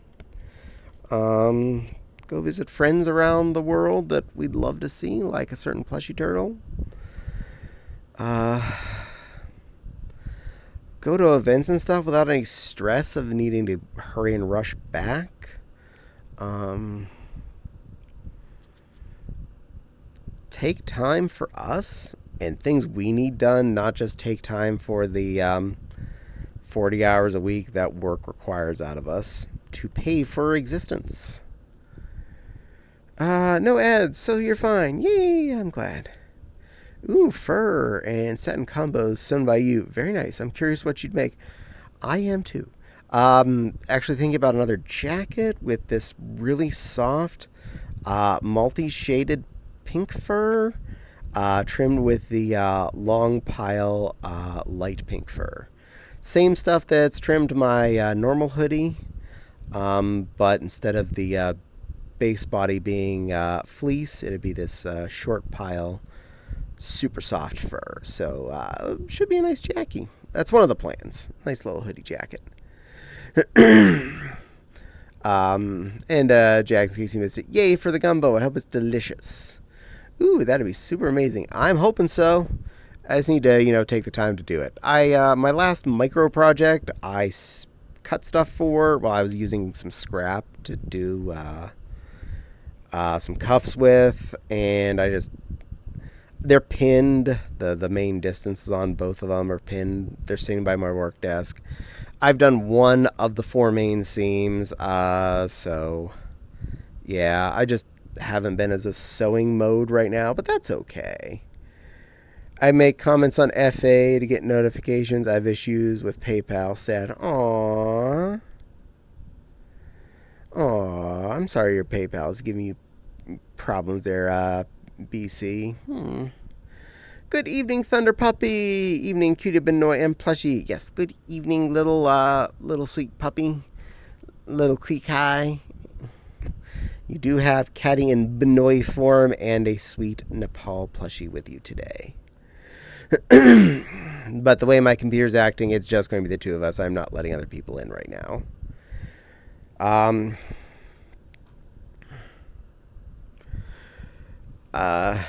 Meow. Probably because it is a warmer day all of a sudden and it's not quite air conditioner. It's probably going to be air conditioner by the end of the week. Is your computer misbehaving? Just a little. I had VR crash. Not the computer crash. Just VR crash. So I could blame that on anything. Bonus points. Ari's giving some love to Thunder.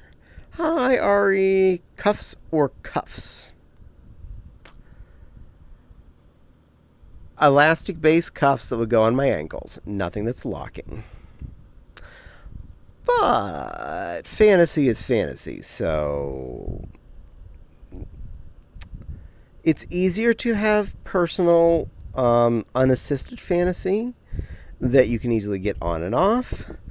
So does not lock, but can have the feeling and imagination thereof, if that makes it clear enough.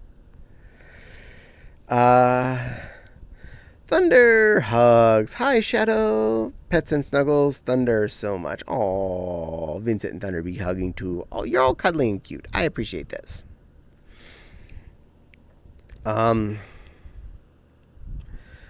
I do want to finish those off real quick. I had not started all on the Cult of the Lamb outfit that I was going to make from YouTube. That may just... There's a good chance already that's getting bypassed till later. That might be a MFF thing instead of an Anthrocon thing, which is fine. I already have enough stuff I plan on bringing to Anthrocon as it is.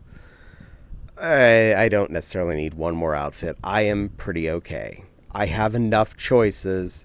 That was just a new choice I was hoping to get done, and it's okay. Hi, Shadow. Pets and Douglas Thunder so much. You're so cute. You're all so cute.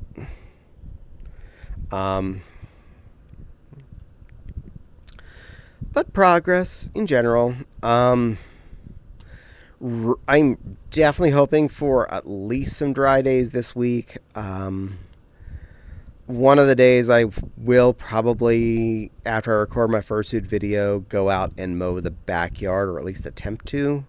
See how far I get before either the lawnmower says, by the way, there's mud over here, or my buddy says, you're done. Either way, we'll see what gets done. Because those dandelions really need dealt with, and then I can go out, hopefully this weekend, with a chainsaw again, and take out some more of the undesired wood growths, and possibly chop up some of the pile of sticks and get that stuff thrown in the trash can. Technically, it says on the trash stuff, you're not supposed to put yard waste in your trash can, but it's not like someone's picking up our trash can and looking what's in it, so F that. If it makes it in the trash can and the trash man takes it, that's not my problem. That's the trash man's problem.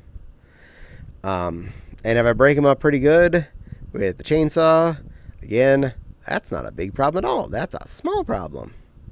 Heck, I can even, if I make it small enough problems, just bring out the fire disc and make a little bonfire in the backyard in the fire disc, which is legal where I am. You're allowed to make small fires like that in your backyard in controlled situations, like a controlled fire pit type thing.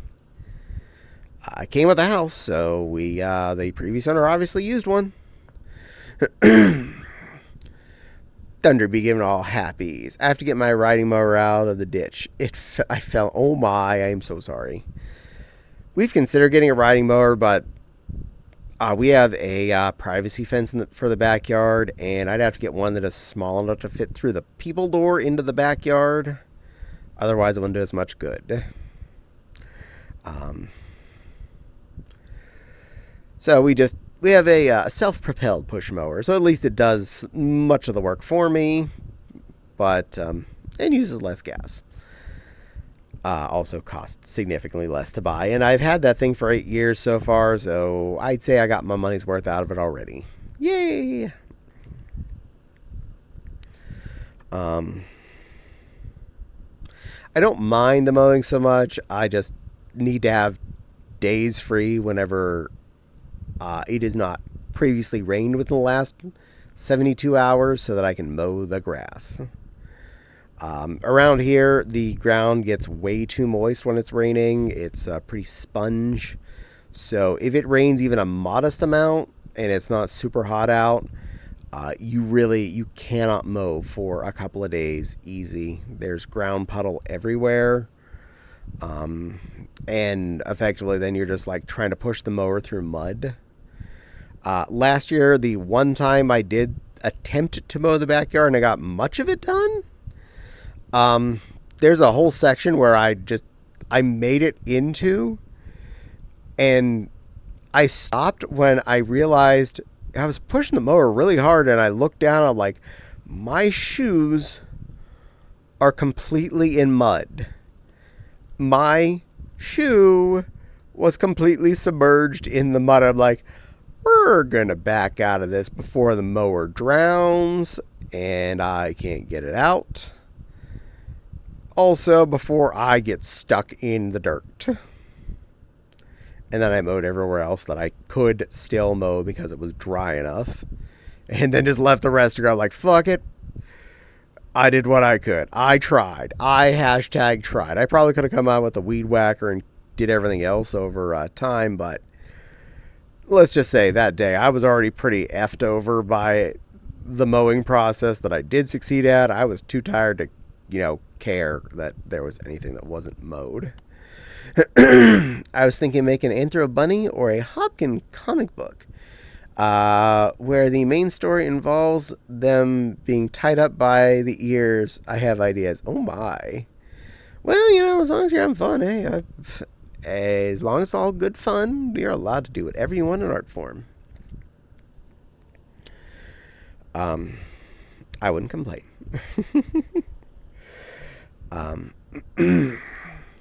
So hopefully in the next week, I intend to try and mow the backyard. We'll see what happens. I probably will not game stream the night that I do that. So if it ends up being tomorrow or Wednesday, depending off my back feels 99% or better by the time I'm getting off work, we'll see. I might get the mowing done and then, probably take some ibuprofen and sit in my chair and go, oh dear God, what did I do to myself? Because if I survive that, then this weekend it'll be a little easier to get around the backyard to get the remaining tree bits that need to be buzzed down. Are you on Xbox? Nope. In fact, technically I only kind of owned even any Xbox products for a tiny bit. My sister gave me 2 dead Xbox 360 to see if I could try and move the power connector from the one to the other one, because that was the only real problem. I opened up the case and looked at the power connectors and the soldering. I'm like, that is outside of my wheelhouse. And I recycled what was left of them because there was nothing worth saving. I have 2 old Xbox 360s and no hard drive. But we're a Sony PlayStation house, not because we're, brand specific, more along the lines of we've lived in one environment. We actually kind of like it. And we have a few exclusives that have been coming out on Sony platform and nothing specific on the Xbox platform that really, pulled us in. Halo's cool and all, but that comes to PC after a while. Same with Fable. Oh my God, that's a cute bunny. Hi, Angel. Oh, yep, this is the Alice Bunny Dark Mode. I have all 4 variants of Alice uploaded on my account, so yeah, felt like being Dark Mode Alice at the moment. I was Ghostly Lioness earlier, and now went Benoy on all of you, because Benoy. I've owned a bunny by said maker previously, and this is the newer one, and I really like her. Also, the Streamloots ad coming on Nepal's head was perfectly leveled off. It made it look like she had a cute little purple fluff hat. That was adorable.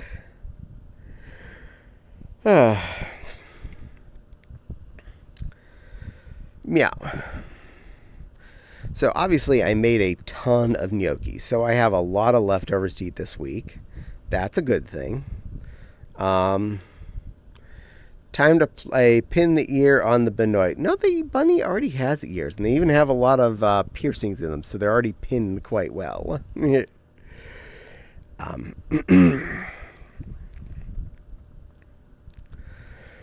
So I'm happy that I have less cooking I have to do this week. I did, while I was digging around the freezer and had got out the kielbases I cooked Friday and Saturday, pulled another knot up to the top of the freezer, which I can easily defrost within, say, about a half hour in the sink, and grill up at a moment's notice, which I probably will do sometime this week, just because, damn it, it's tasty, and it's like no effort. Seriously. When something makes grilling burgers look complicated, you found something like easy button proof.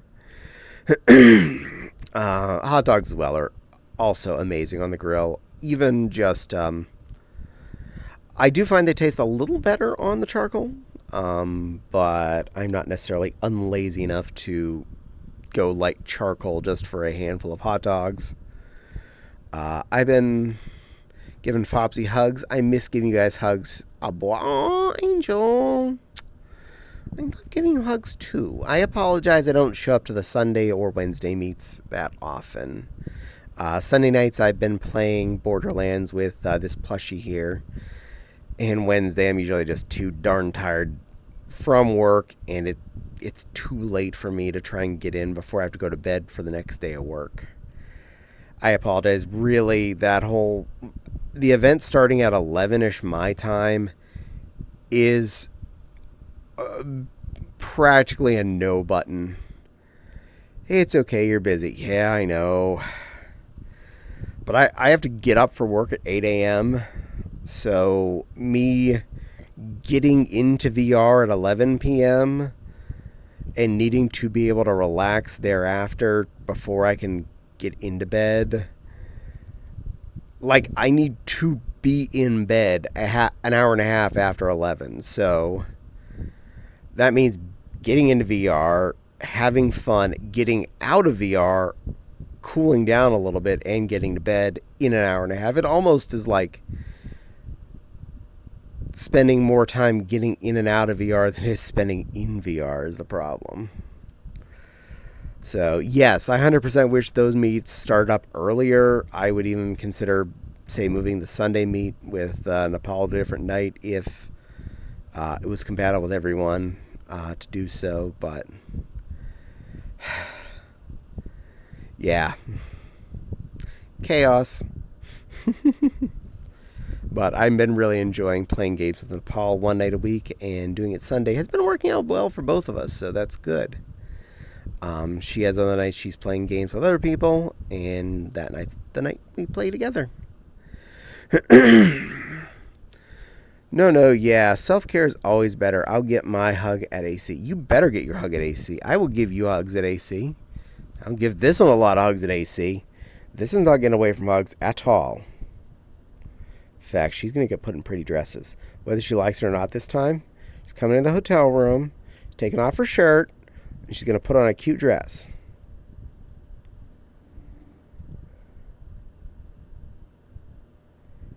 Does it work? I know how to find you in real life later. She'll be back. There she is. Miss Fopsy as well. I miss everyone. Oh, well, we miss you too, little Vincent plushie. Love you, little Nepal plushie. I promise, I'd only do things I know you'll enjoy. And only with your permission. But I promise, you're allowed to try on some of my pretties. I bet they'd look cute on you.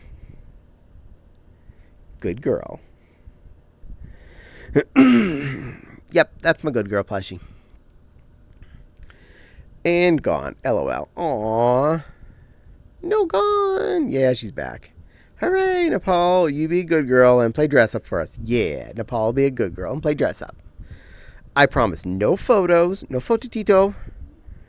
I don't make anyone take pictures or anything. I mean, if you want me to take pictures with your phone so that you have them, that's a different story. Sighs heavily, blushing red. Absolutely, that is the way it's supposed to be.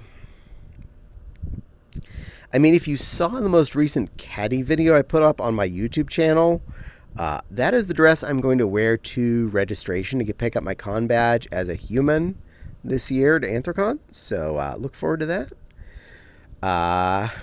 Vincent is sipping there.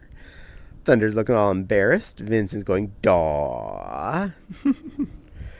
But I'm really proud of how that particular new short dress turned out. So I will be wearing that with the pair of pink tights and my Hello Kitty sneakers to pick up my reg badge.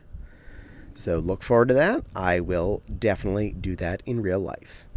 Not a joke, not a threat. That is a promise. Hello,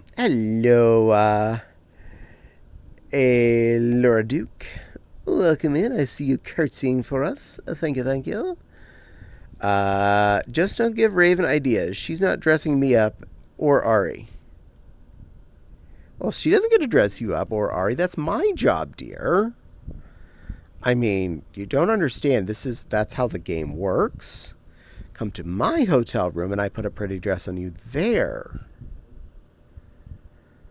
Anyway, I really wish I could see you all. Please have a wonderful time. We will definitely do our best to have a wonderful time. I do love my time in Pittsburgh. It is one of my favorite cities to go to a convention in. Partly because I grew up around there and I am used to the area. Even if it is like half the buildings will have changed ownership every year we go there. It's still a great time. There's still always great places to eat. Great stuff to see. Good place to get photos. And a community that loves to see us. And I don't mean just the furries. I mean all of the locals. They celebrate us, and it is an amazing time. Everyone needs to be dressed up. It's a con. This is true. Take some time to put on a pretty dress. Have fun. Go out in public. Be stupid. I mean, I do it. I don't even put on makeup or anything. I don't hide the fact that I'm regular me. I just put on a pretty dress, go out there and do whatever it is I was going to do. I was going to FC and sold out and I missed. Oh, room sell fast. Yeah, they do. MFF and Anthrocon do as well. We have a staff member who snipes for us at MFF, and we have a super sponsor that does our sniping for us at Anthrocon. This is how we get hotel rooms. I'm glad I have friends that are willing to help me with things. I mean, at worst case scenario, I'd get the super sponsor at Anthrocon and I get a room there, or I don't think I would try and become staff at MFF just to get a room. I think that would be a waste of my time. I'll just stick with being very good to my my lovely staff member Fox there, who I really appreciate and who's in chat. And yes, please, we still want a room with you this year again. 100%. Yes, please. We love you. And I will pay in cash, PayPal, check, credit card, or even like Dogecoin if you want me to try and figure out how to buy that sort of shit. I still haven't used makeup for whenever I dress up. This is fair. I've used makeup dressing up around the house before, but I've never used it for wearing out in public. Honestly, I know how to do it. I know how to do well enough at it, but it just feels weird, and I sweat in the face a lot, so it can potentially get itchy and uncomfortable when I'm walking out and about in public. I love the feeling of getting it applied, but keeping on is an entirely different story. Lucky? Oh, I wouldn't say so much lucky as it is, I just happen to know people who are good friends. I'm a social critter. I meet people. I don't make friends with the point of getting rooms in places. I make friends because I make friends, and things happen. It's been too long, Wild Fox. I am betting it has been. Vincent needs to hug a Wild Fox, and Vincent needs to hug a Nepal. These are two important things. And a Caddie.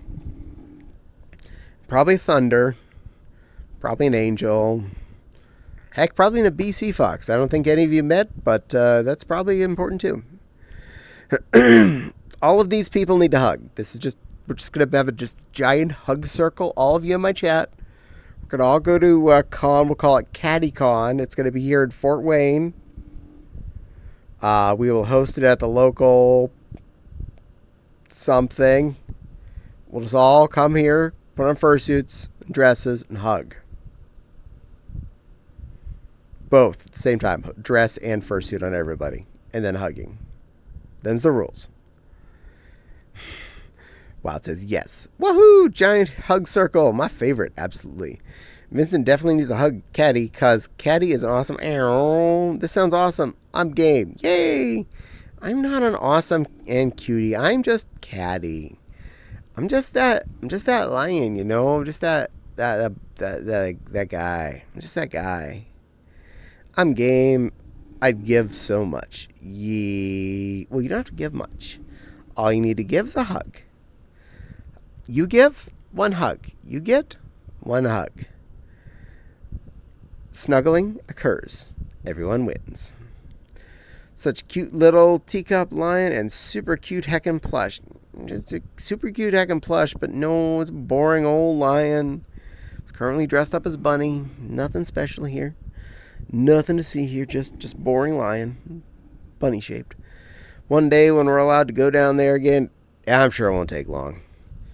Worst case scenario in about 4 years when things change around again. Lies!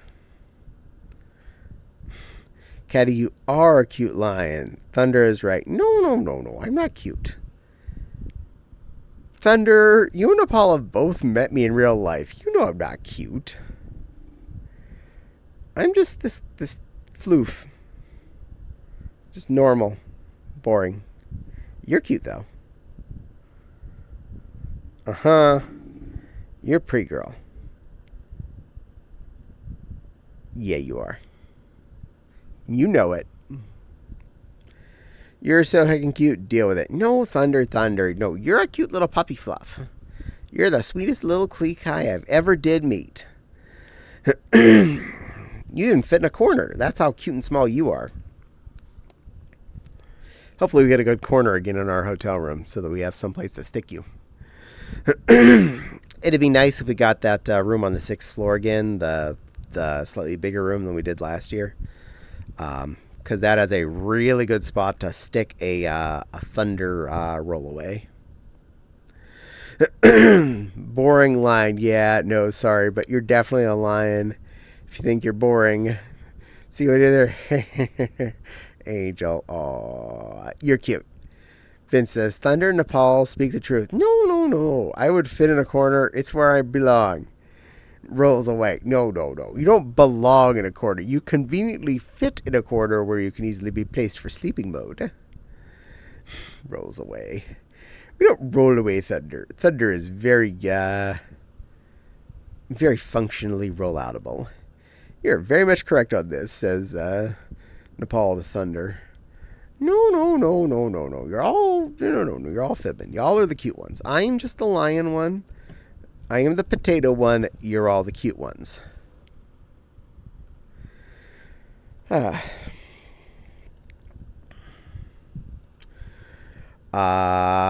needs to be in fleshy arms. I agree. Oh, shoot. I thought I disabled that one. My bad. That's getting refunded. I apologize. I disabled the wrong one. Let me undisable that. Oh, I disabled the wrong thing. No, that stays disabled. No, Nepal Good Girl is disabled. Oh, wait. Is that the, Oh, Nepal Plush redeemed Good Girl. Never mind. No, that's the right one. Okay, sorry. And hydrate. I'll hydrate as soon as I do that. I see. Yeah, I saw your name on it. I thought I actually left the wrong one up. My bad. I scared my own dumb self. And thank you, witches, for following. I hope you enjoy your stay. I see. I get that. I redeemed it. Me cute where I don't see it. You are cute. Nepal redeemed it. They must have it. Yeah. Okay. So I did disable the right one. Okay. You scared me, silly plushie, but I am a good girl. I am a good girl, my little plushie.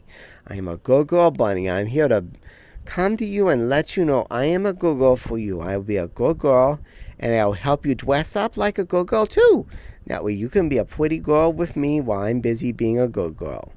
You'll be pretty in my pretty pink satin and fluff while I am also being a good girl with you. There. See? I didn't break my good girl rules.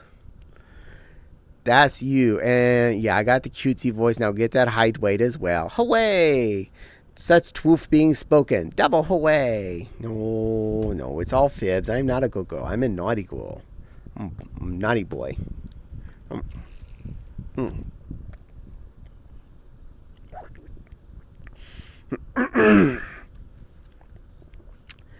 I also was confused because the Nepal Good Girl thing is 1,000 points. That was 1,500 points. And I was like, wait, that does not add up. How is that going through? It is the wrong word. And what? No, wait. Oh, no, never mind. Don't worry, I'm watching my timer. I know when I'm supposed to end a cutesy voice. Fortunately, there's an ad, so less people have to hear it for a bit. What even is math? Well, Thunder, I hate to tell you, but that thing comes in points over the number of 4. What are points? Baby, don't spend me. Baby, don't spend me no more. This is true, Thunder. This is true. What is love? Baby, don't hurt me. Don't hurt me no more. And I was like, hey,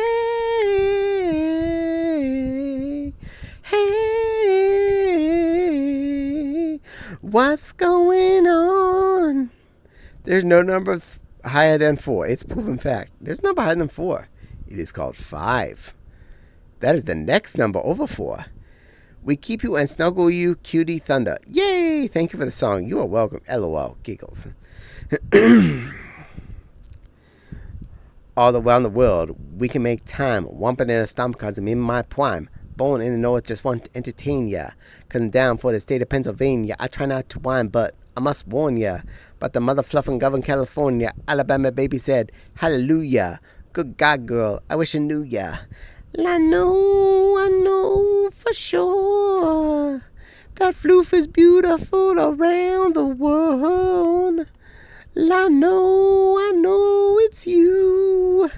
You say hello and then I say I do. Come back, baby, cause I like to say I've been around the world back from Bombay. Foxo love pie in your face. Living in out of a big fat suitcase. Bonafide ride, step aside my Johnson. Yes, I could in the woods of Wisconsin. I wake up the cake and get the lake she's kissing me. As we do in Sicily. I know way too much of that song. Thank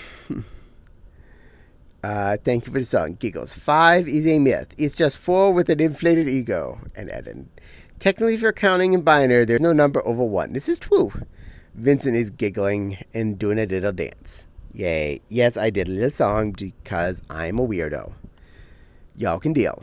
Also, I'm going to change the person I'm lurking on because that's what I do. I need to get points. I need points on different people that I can make them do things on their streams. Nepal is so right. That's why I use base 5. So what song even is that? It's a song off the Californication CD. Chili Peppers. I think it's All Around the World. I can't remember the name of it off the top of my head. But yeah, it's off of Californication by Chili Peppers. Ooh. Hi, Straighty. Of course, there's Chickadee China, the Chinese chicken. You have a drumstick and your brain stops ticking. Watching X-Files with the lights on. Done a maze on.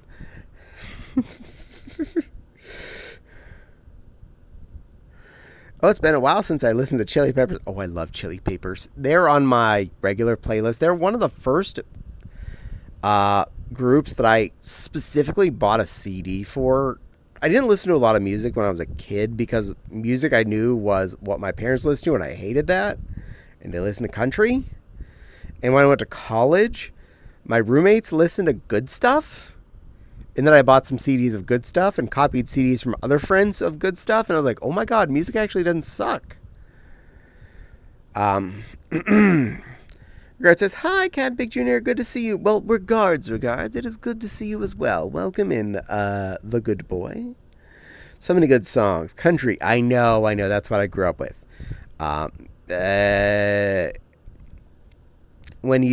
Most of our free fun time, we were down at Grandma and Grandpa's house down the street. So the TV was either turned to wrestling or the country music channel. All the time. So that's why I hated country music. Because I did not have a choice. Or wrestling. Sorry, Wild. I got tortured as a kid, so it's not fun for me at this point. Did not have a choice, and yeah. That song you were quoting, there's actually Bare Naked Lady. The last one was Bare Naked Ladies. All around the world, we can make time. Romp in the stomach because I'm in my prime. Born in the north because I want to entertain you. Because I'm down for the state of Pennsylvania. Isn't that Chili Peppers? Okay. But yes, I moved over to Bare Naked Ladies because I like them too. Fun band to work for. Nice. I prefer wrestling. You're allowed to enjoy wrestling. I just don't like either thing. And then there's a lot of good songs. A lot of songs I like to randomly sing when I'm in the shower. I'm weird. But yes, I do sing in the shower. Pink has been on my playlist a lot lately. I've been really enjoying her when I'm out shopping. She definitely makes the social time easier. That and Pull the Wool Over Our Eyes, the Cult of the Lamb song. Oh my God. That song is extra fun to listen to when I'm at the Walmart and it's like over half full with the Amish.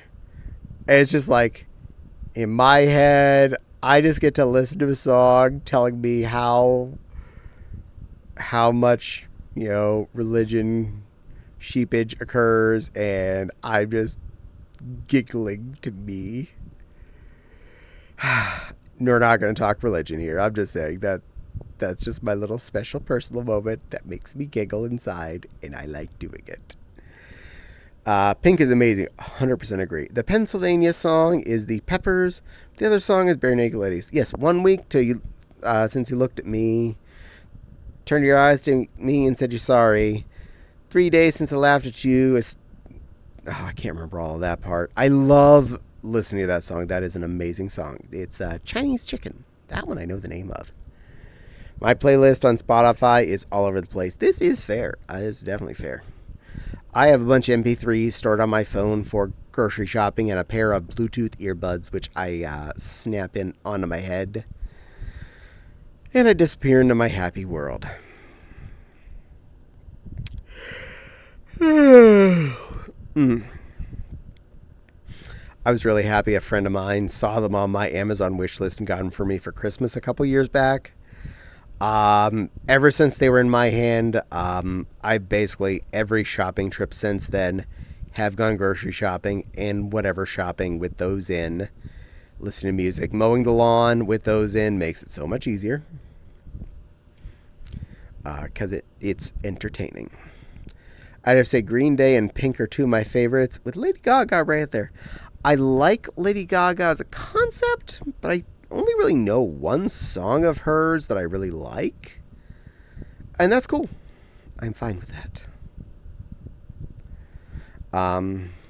That was Born This Way. And that one is definitely on my playlist. 100% good song.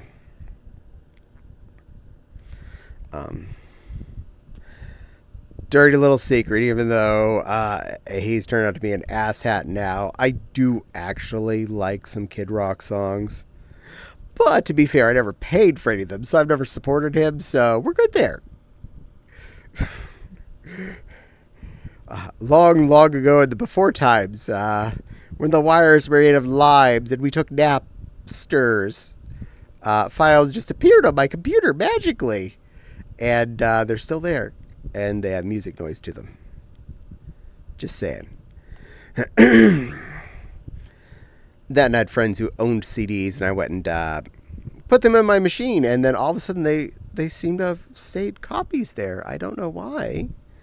Their copies stayed on my computer after I put the CDs in, and then there's files to listen to. Huh.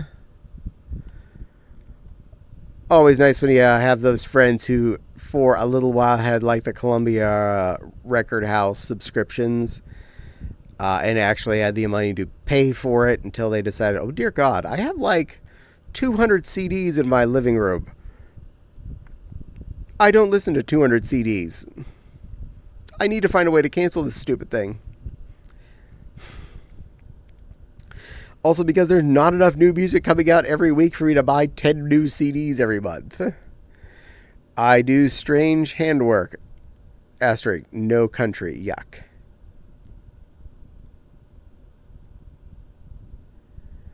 Why not? Well, honestly, I don't mind anyone that does enjoy country music here and there. There's some stuff I do like out of that, but it's not really for me. It's not my game. It's not my jam. And yeah, a lot of things aren't my jam, games or music or TV. But if you enjoy it, I'm not going to yuck on your yum. I'm just not going to put those songs in my car or on my MP3 player. So you go ahead and listen to them in your MP3 player at your desk, in your house, or in your car. Preferably not in your car in front of my house at like 3,000 decibels, making my desk vibrate with The Devil Went Down to Georgia or something. Or something about your pickup truck ran away with your dog and your wife, and you're sad about it. Fun fact, play country music backwards, everything gets so much better. You get your dog back, get your girlfriend back, your truck comes back. Everything's great. Just got to play that in reverse. Unlike rock music, which apparently play backwards, it summons the devil. Every time someone's tried to show me that, it does not sound like that. Doesn't say anything like worship Satan. It says like see, clear as day, worship Satan. No, that says you had words backwards. Lies, not true. Give it time, and there will literally be songs about trucks running off with their women. Probably already are. I wouldn't be surprised. And again, there are plenty of country music artists that I actually do like as people, especially. I don't think anyone could hate Kenny Rogers. Dude, legend as a human being. No question. And Dolly Parton is an amazing person. Heck, I even kind of like some of her music. Dolly Parton, wonderful, beautiful, self-positive lady. She did not get jugs of doom because she wanted to look hot for the guys. She got jugs of doom because she wanted them for her. And she rocks that look. I have to agree. I'm cool with that. Rock music has been debunked to not be related to the devil. Yep. I mean, it was pretty easily spotted. It was real. The arguments were so fake. Dolly Parton is definitely amazing. a huge LBT supporter. Yes, she is. She supports our alphabet crew. LGBTQIAIAIEIEIO plus asterisk ampersand LMNOQP, whatever other letters have been added the last time since I looked at that acronym, because every time I look back it's slightly longer, and the person who tells it to me and I find out is like, oh yeah, it's got some A's on it. I'm like, what do those stand for? And they'll tell me, they're like, I'm probably gonna forget this. I thought the 4 words were big enough to include everybody. I didn't realize we needed more inclusion, but cool. I thought it basically just covered everybody that was not straight agender already, but cool. We're gonna specifically specify even more specific specifications. Okay, I thought queer basically covered all other bases. And that is logical word to me, thinking that. I'm not mad at anyone else that's personal word got added into the chain of events that was not previously included in those 4 specific words. I just thought queer specifically covered all of the asterisk whatever was not in lesbian, gay, and trans.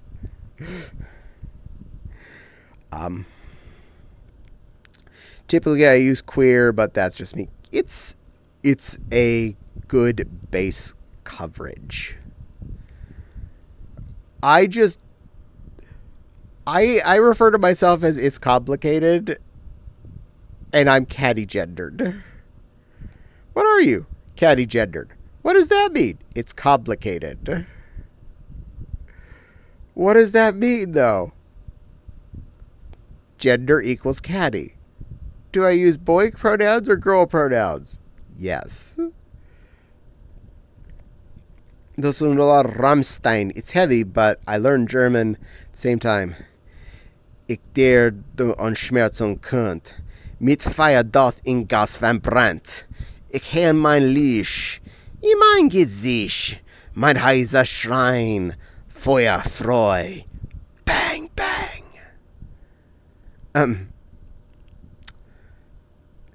Does that cover it? So yes, Rammstein is in my list. So is Wieso. Das Leben ist ein Hund. Is one I really love with them. Life of the Dog. Elton John. Oh, Mr. Fab. Oh, he's definitely on the playlist. Gotta love that man. He's still hot at his age. He is still rocking it. I was really happy to see him in the second, what was that Britishy spy one? The gentleman-y one, whatever that was. He was in there as a kidnapped victim, and he was just his normal fabulous self. I was super... Kingsman, that's what it was. Kingsman. He was in the second Kingsman as a prisoner, playing Elton John. Elton John playing Elton John at maximum Elton Johnness in some of his extremely fabulous outfits. Forced to play piano for the crazy lady and sing. Yes, Elton John. I like to. Hell yeah. I mean, these are some people, it's like, it's hard for anyone to say, no, I hate them. They're awful. They're the worst thing ever. It's like, it's Elton John. He's been singing Happy since before I was. He can keep singing Happy. I'm just coming to remember the name when you said it. I could see the name, but I know what you mean. Don't you hate that when you have a movie that you're like, I know that. I know that name of that thing. It's right here. It's right on the tip of my tongue. I own all 3 of them and love 2 of them. The third one, the prequel, was fine as a movie, but felt like it just did not get the point of the other 2 being so fun and funny. I do need to watch them. They look interesting. Oh, they are. Yeah, watch 1 and 2. Skip the prequel. Skip the one that's just called Kingsman. It's the newest one, and it's like a an origin prequel, and it just kind of, it was too realistic and less fun. But Rasputin, Rasputin, Russian's greatest love machine. It was a shame how he carried on. Rasputin, Russian's greatest love machine. Yes, Rasputin is fun. Cyndi Lauper. Oh, yeah, that's a good one. That's a good old school one. There's a lot of 80s and 90s music that became part of my my playlist, as it were. Def Leppard, Metallica, Megadeth, stuff like that definitely hit me right when I finally understood music. My sister listened to those things when I was a little kid, and I didn't like it because it was what my sister liked, and she was my older sister, and therefore I had to hate everything she enjoyed. And that included all music. That, and she insisted she wanted to watch MTV when there were good cartoons on, and that would interrupt my watching good cartoons for her to watch music videos. To which she could have just gone upstairs and listened to music videos either on her TV upstairs or on the radio. She did not need to listen to them on the TV in the living room, where she wasn't watching the TV anyway, just listening to the music.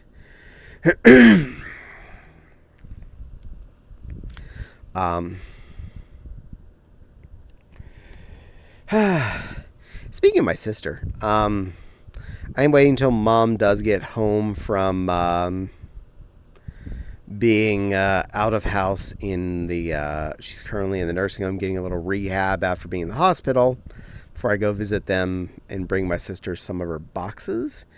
Yeah, it's my sister and I were. Though I'm the older one, but she and I have reconnected and are very good terms.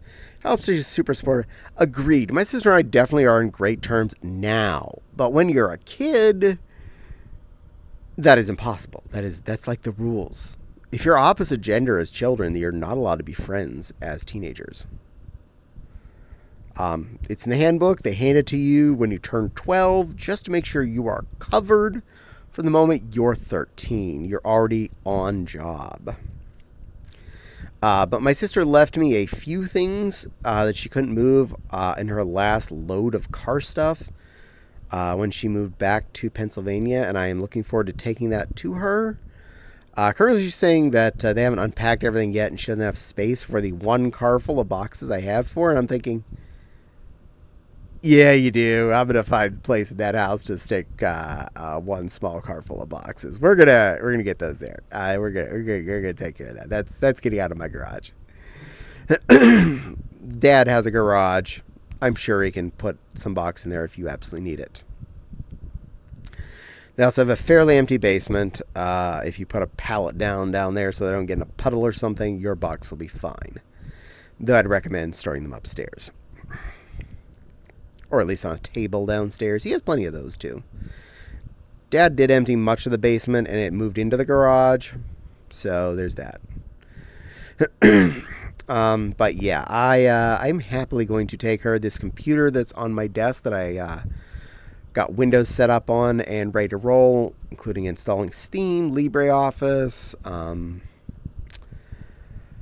Firefox, Discord, Telegram, and as much as I could. Unfortunately, it will not take Windows 11 due to lack of the security chip stuff, and I was looking into trying to bypass that for the update, and it looks like it would be total ass and or no-go because something about it has to be a fresh install. And I'm not dealing with that. For one thing, I don't want to deal with the license necessarily being good or bad at this point. And I don't have the CD key for the copy of Windows 10 that's in there.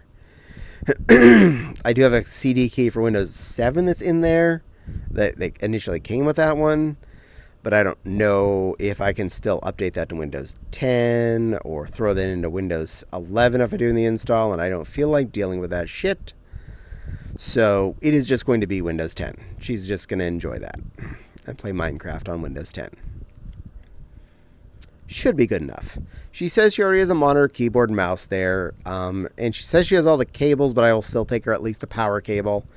I might even bring a long network cable just in case they need one to run one downstairs to the living room. Because, again, I'm a nice brother. I take care of my sister. Heck, I'd even take the crimpers, my spool of cable, and bag of heads. And do the run her a fresh cable straight out right there down to the living room. Again, nice brother will take care of things. Also, running a network cable takes minutes, and I already know where I'd have to run it safely. She's currently upstairs, front bedroom, so I just have to run it under the doorway, through to the back bedroom, into the back hall, down the stairwell that no one walks down anyway, out under the library door, and into the router at Mom's desk in living room. So yes, have a semi-short plan for that if need be.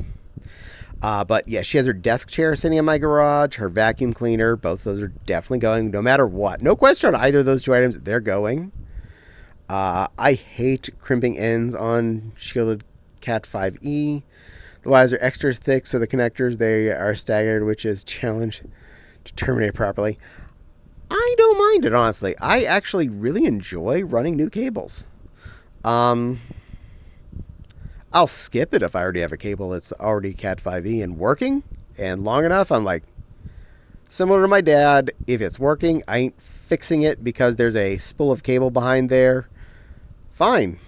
There's an extra 10 feet of cable coiled up behind your desk. And in case you move your computer, you're ready to go. In fact, when I run cables for people, I tend to leave several feet of cable coiled up and twisty tied up so that they can just, when they're ready to, if they ever have to move their desk slightly, they're already ready to move.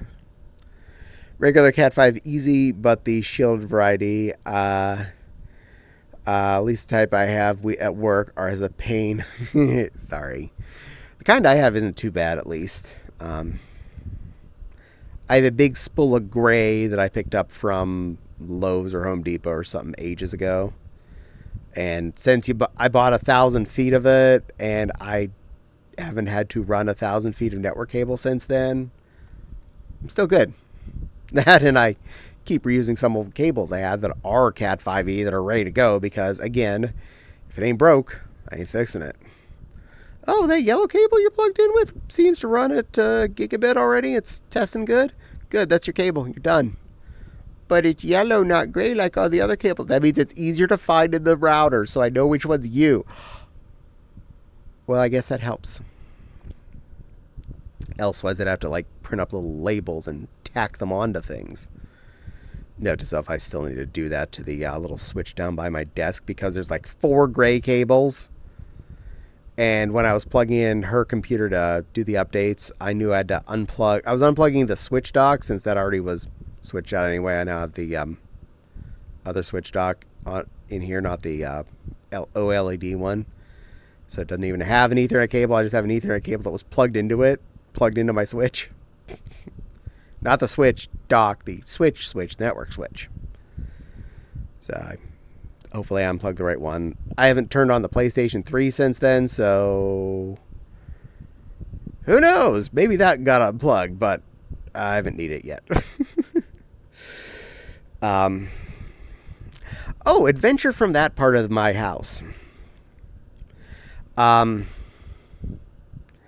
It was Saturday night. Saturday's all right for fights. Yeah. I've been watching something on YouTube during the evening, and I decided, I still have enough time before meet up with friends. I'm gonna watch the new episode of Doctor Who because I remember that had just come out. Cool. So I'm watching YouTube on the television next to me, the 40-inch, which was our oldest 40-inch, our oldest flat panel TV. It's probably 14 or 15 years old. It's a Magnavox. Saturday Adventures through Caddie's house. Yay! So I had been watching YouTube for a couple hours already.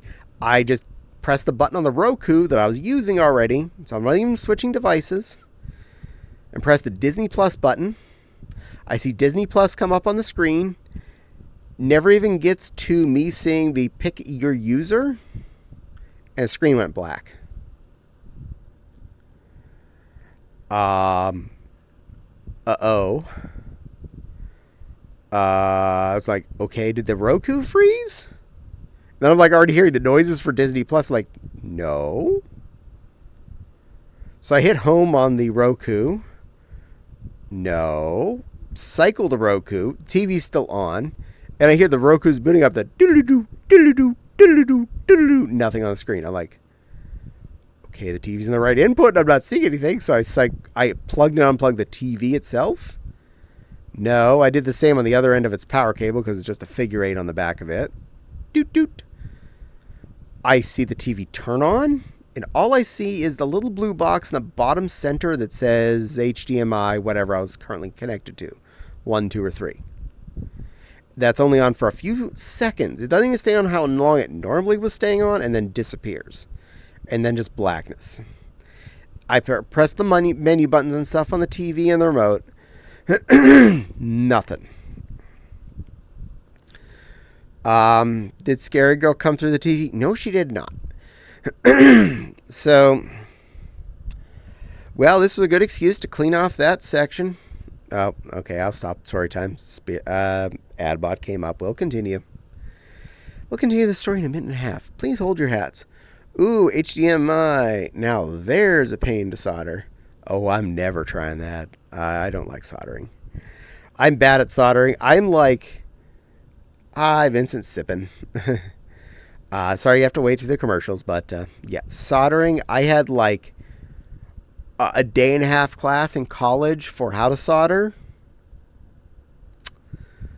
I understand the concept of soldering. Yeah, I understand the concept of soldering. That's awesome.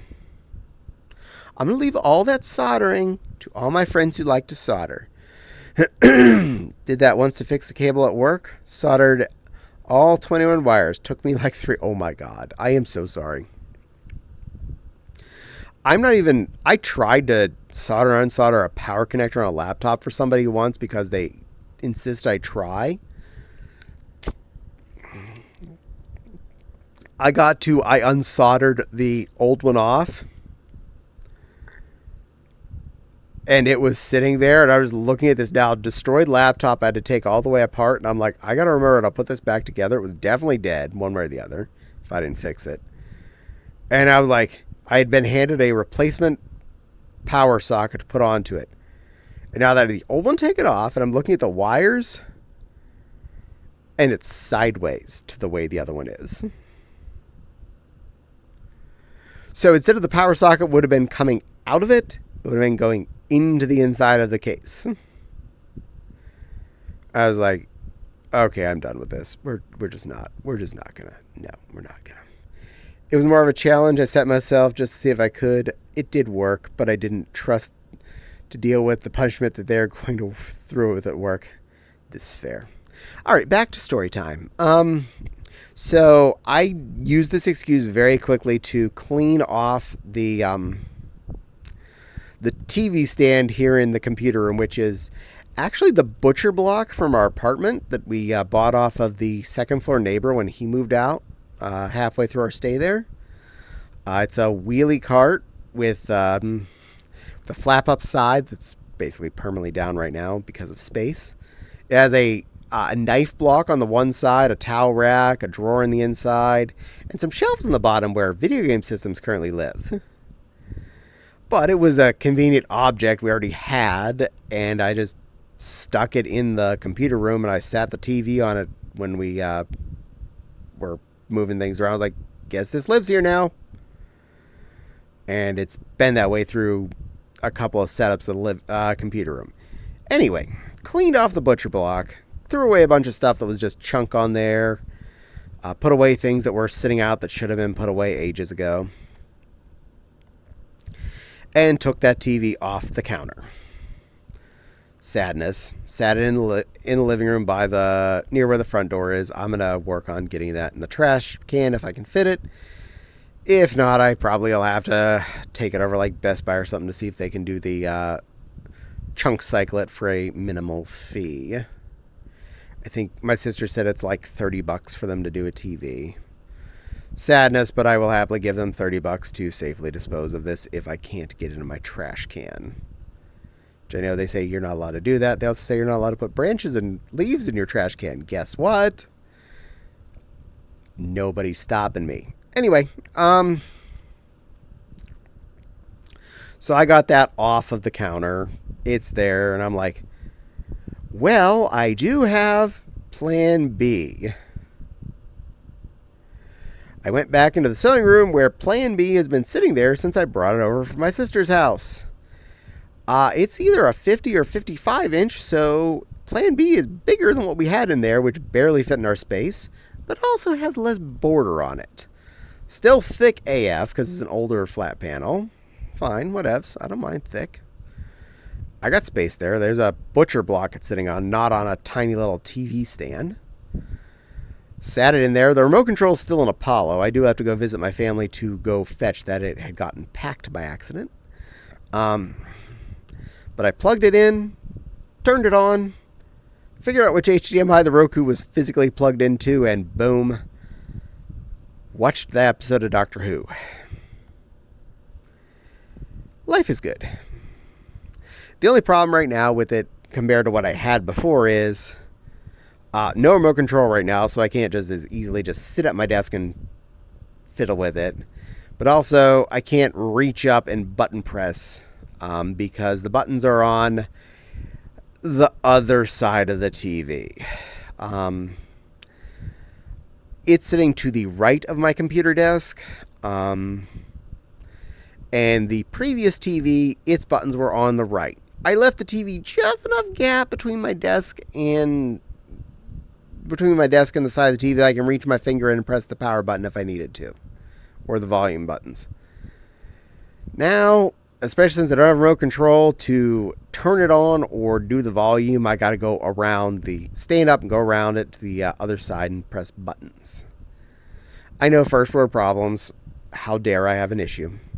But I could always go to Best Buy and get a replacement remote. It is one of their brand TVs, not anything else. And I can always go to Apollo and find the remote in their box of stuff, bring it home. This is all possible. This is not an end of the world situation. It's a temporary inconvenience. But I must say, the TV is definitely bigger and slightly nicer than what we had there. So that is a bit of a step up.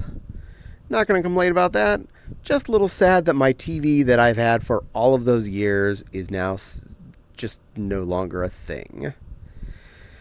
One of the reasons why it did get to live as long as it did and had a special place in my life is it had all of the connectors. It had component, composite, S-video, VGA, HDMI, coax. It had the full gambit, so I could play all my old shit on there one way or the other.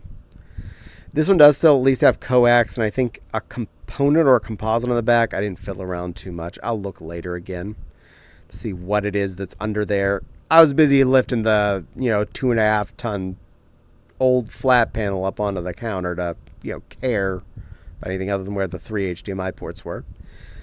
One of which is not plugged in right now because it fell down. I'm like, well, I know you're probably a switch anyway, so you live down there for right now. I'll deal with that later. But it works great. The biggest problems are YouTube has always been a lot quieter than any DVDs, Blu-rays, or streaming services like Disney or whatever. So when I go to switch to one of those things, I have to go over and turn the volume down or up, respectively. Also, when I'm done watching TV at my desk, there have been several times now that I've just been sitting at my desk and the TV, I home button on the Roku to shut it off effectively. And I'm just sitting there with the Roku screensaver for a while because I haven't stood up yet. And then when I do stand up, I go to the kitchen, I come back, and I forget to go around to the other side of the TV and turn it off before I sat down. I'm like, well, I already sat down. I'll get that when I stand up next time. Yeah, I know, lazy American, but I've had a day at a lot of times, so I take that as a, fine deal.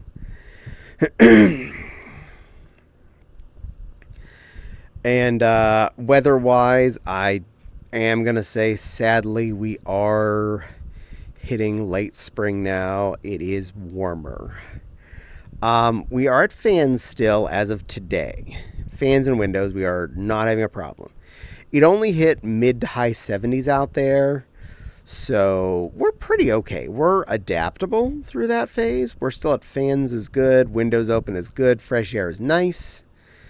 Not terrible, and we suck in a lot of cold air at night so that we have a lot of cold battery throughout the day.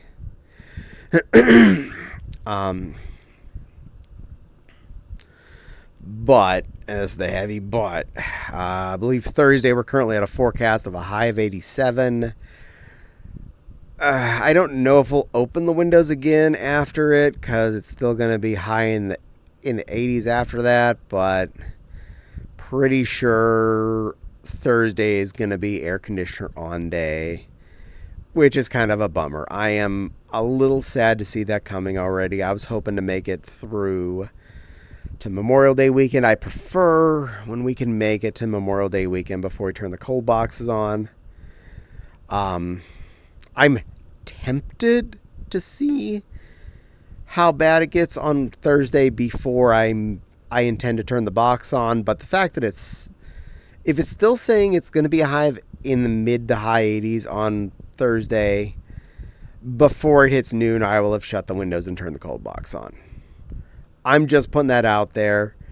I have my personal limits. I know Fopsy definitely does too. She has a tighter temperature tolerance than I do. I have a wider range of, it can be colder than she likes it, and it can be hotter than she likes it before I'm suffering. But during the colder times, I usually warm sink during the warmer part of the day, and during the warmer times, I cold sink during the colder time of the day.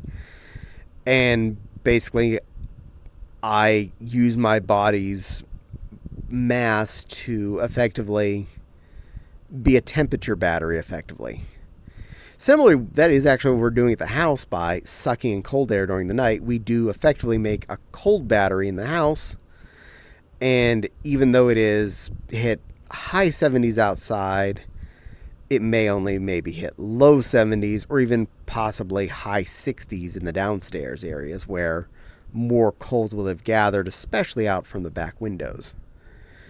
Back windows are from the north side by trees, which means colder air.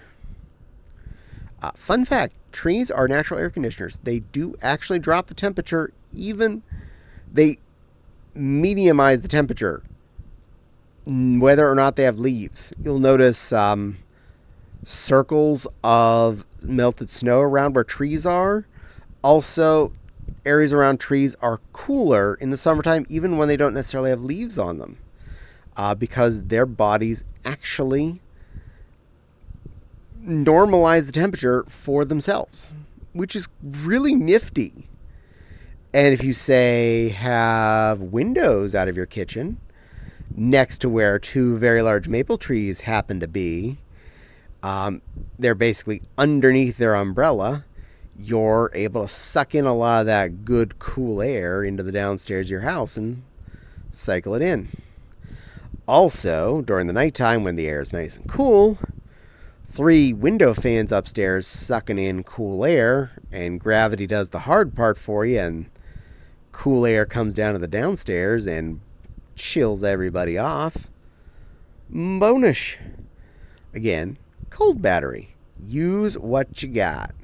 Play the game. Though once you start hitting the 80s during the day and high 60s at night, you're not getting any kind of cold battery. That is when you have to resort to the magic frost box attached to the house.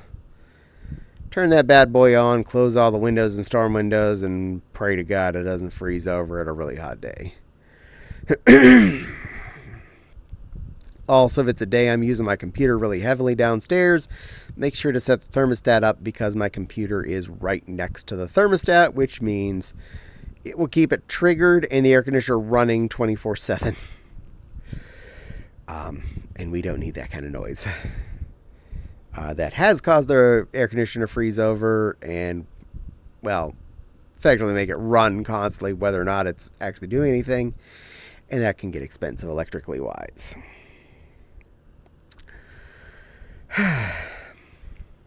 That's a me problem. Though all this yard work I've done over the last couple weeks is good exercise. Bad allergy exercise, I'm not happy about that part, but good physical exercise coming up on Anthrocon, so there is that. I can't complain about me getting some good stretch outs. And hopefully I get enough of it done before Anthrocon as well. I'd really like to get more of the backyard cleaned up before then, but we'll see how much free time and mental and physical energy I have. I'm making no promises about doing anything on my 5-day weekend, but I might do a little bit. Just a little bit. Yeah, Gotta do what you gotta do,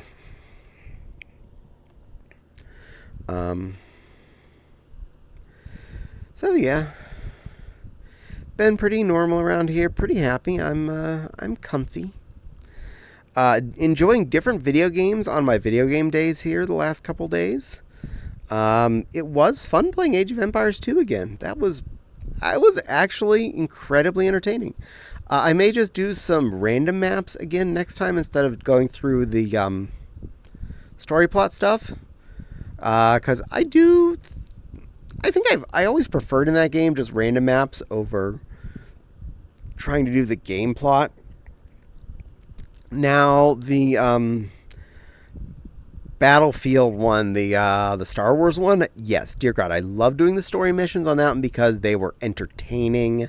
They were episodes, I believe it was episodes 1, 2, 4, 5, and 6, story-wise, all included. It was initially episodes 4, 5, 6, and 1, and then they auto-DLC'd in 2, but by the time 3 had come out, the game franchise had basically said, yeah, no, we're not going to make more for that.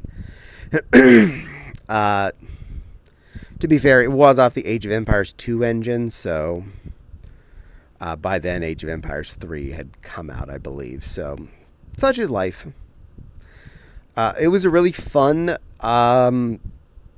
legit mod of the game because, well, technically it's using the same engine and the same whole concept of the game, just with some new elements added in, like space fighter jets and stuff that fly. I definitely enjoy the story plot on that. that can be a hoot to go through. Both good side stuff, dark side stuff, and whatnot. It's a killer on all 4 fronts. I think the first story tree you get is the battle droids attacking in episode 1. You're part of the battle droid army, and you're taking on the Nabooians. Hello, Ryder. Loves to you, sweet little fluff. You know what? I think Nepal is busy. I will take care of this. I find this very important when wonderful people like you come into stream. I see it. I click it. Did it work? Oh, I put a 1.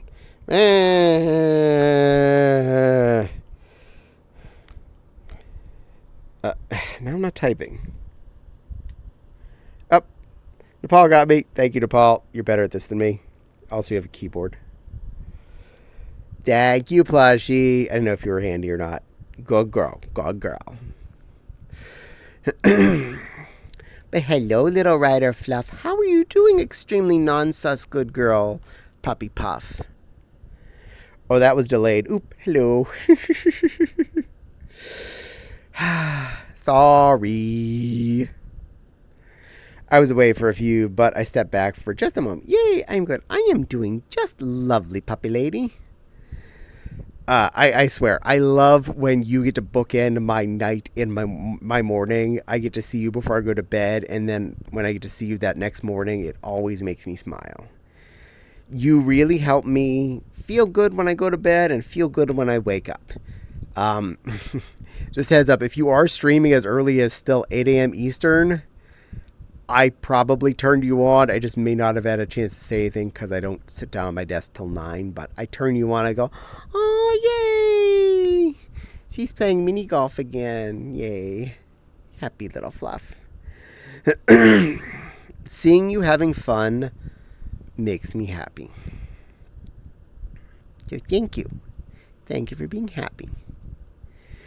Thank you. You sweetie. You go, girl.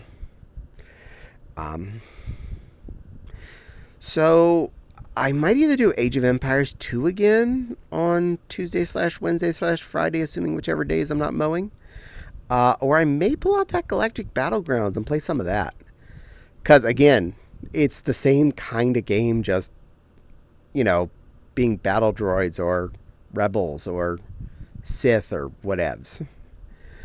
And it's got all the advanced stuff like the castles and things too, so you get cool special vehicles for each crew. I remember the battle droids for their castle got their big loader machines from episode 1 that dropped out the super lines of battle droids, and they had giant ass cannons on them. Imperials got the AT-ATs. I think Rebels were stuck with just the T-47 snow speeders. I don't remember what all the different races had for their specials, but I think there were 6 different races, or 6 or 8 races, I can't remember, in that game. And they were all really neat. It was a great game. It was a fun round. And yet, even the story missions where you're set with a crew of people and set to do an attack or whatever instead of being a colony game were still pretty fun. I remember especially having fun being the Naboo, taking out battle droid emplacements in Theed. That was fun. You may or may not like episodes 1, 2, and 3, but playing them is a different story. 99% less Jar Jar. I think on a couple missions you have to keep him alive, elsewise he's not really that any kind of critical.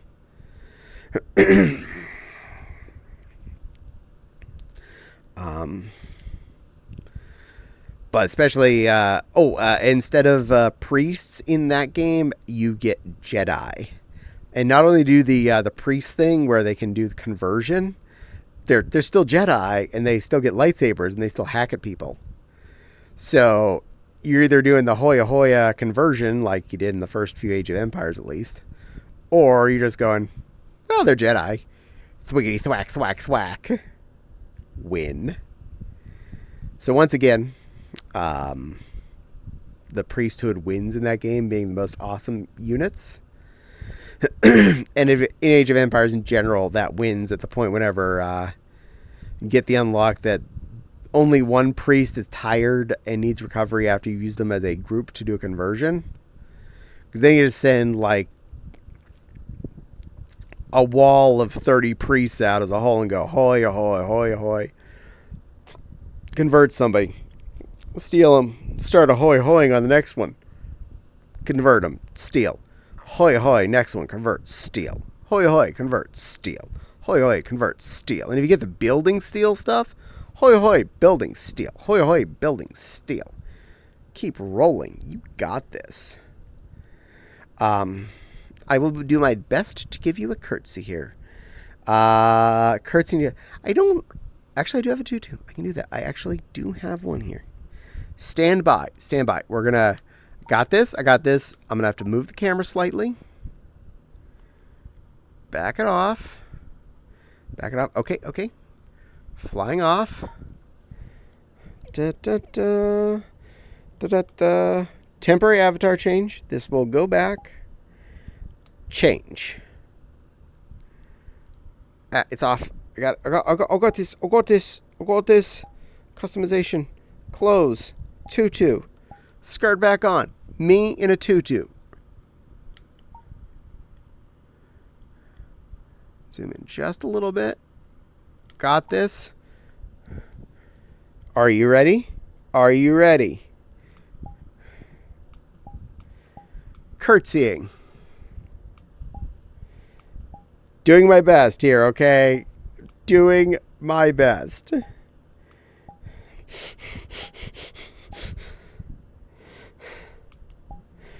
Hashtag I tried.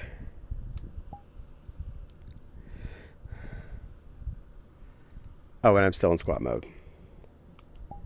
Fixed. Okay. Camera. Come back.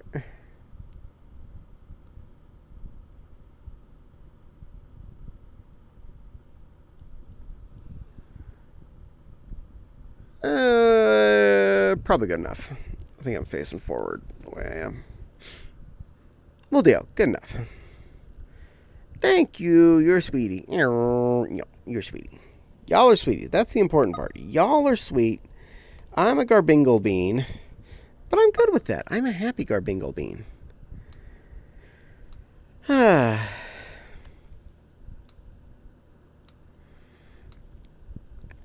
I'm a happy critter. I'm in general a happy critter.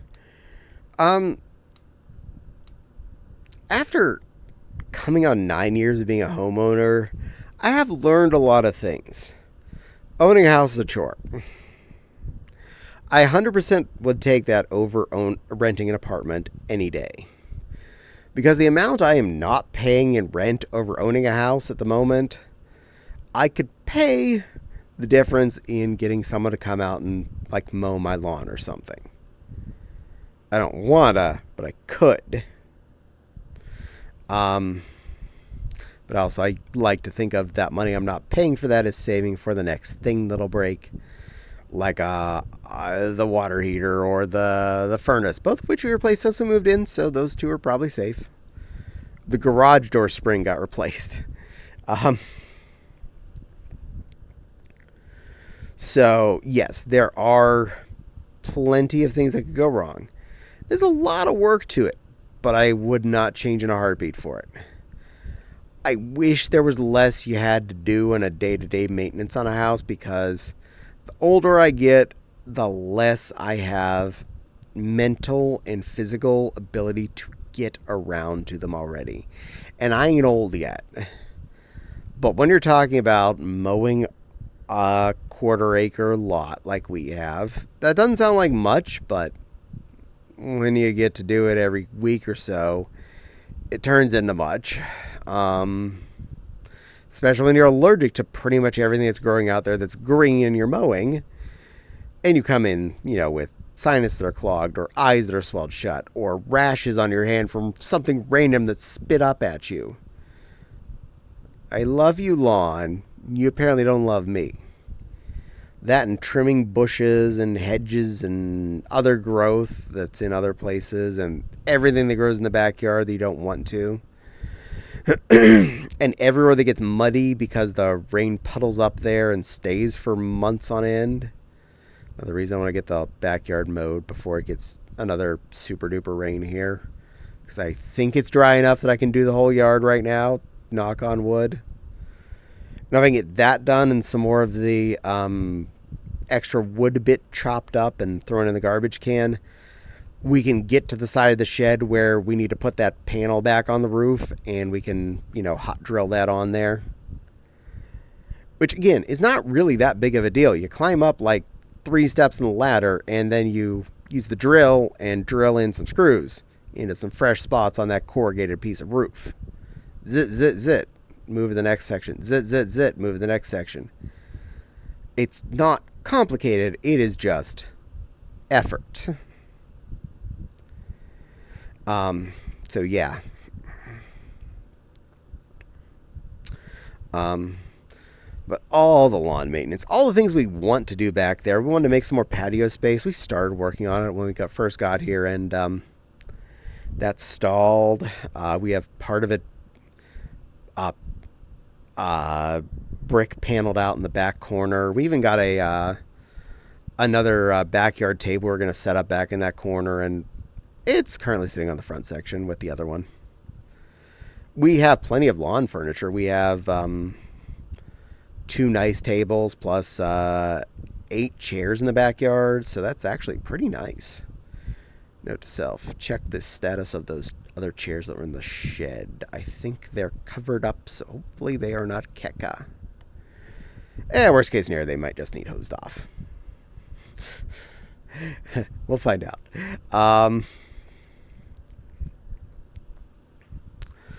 But yeah, owning a home is a lot of work, but getting into it, I never want to get out of that situation again. I do not want to go back to being an apartment person.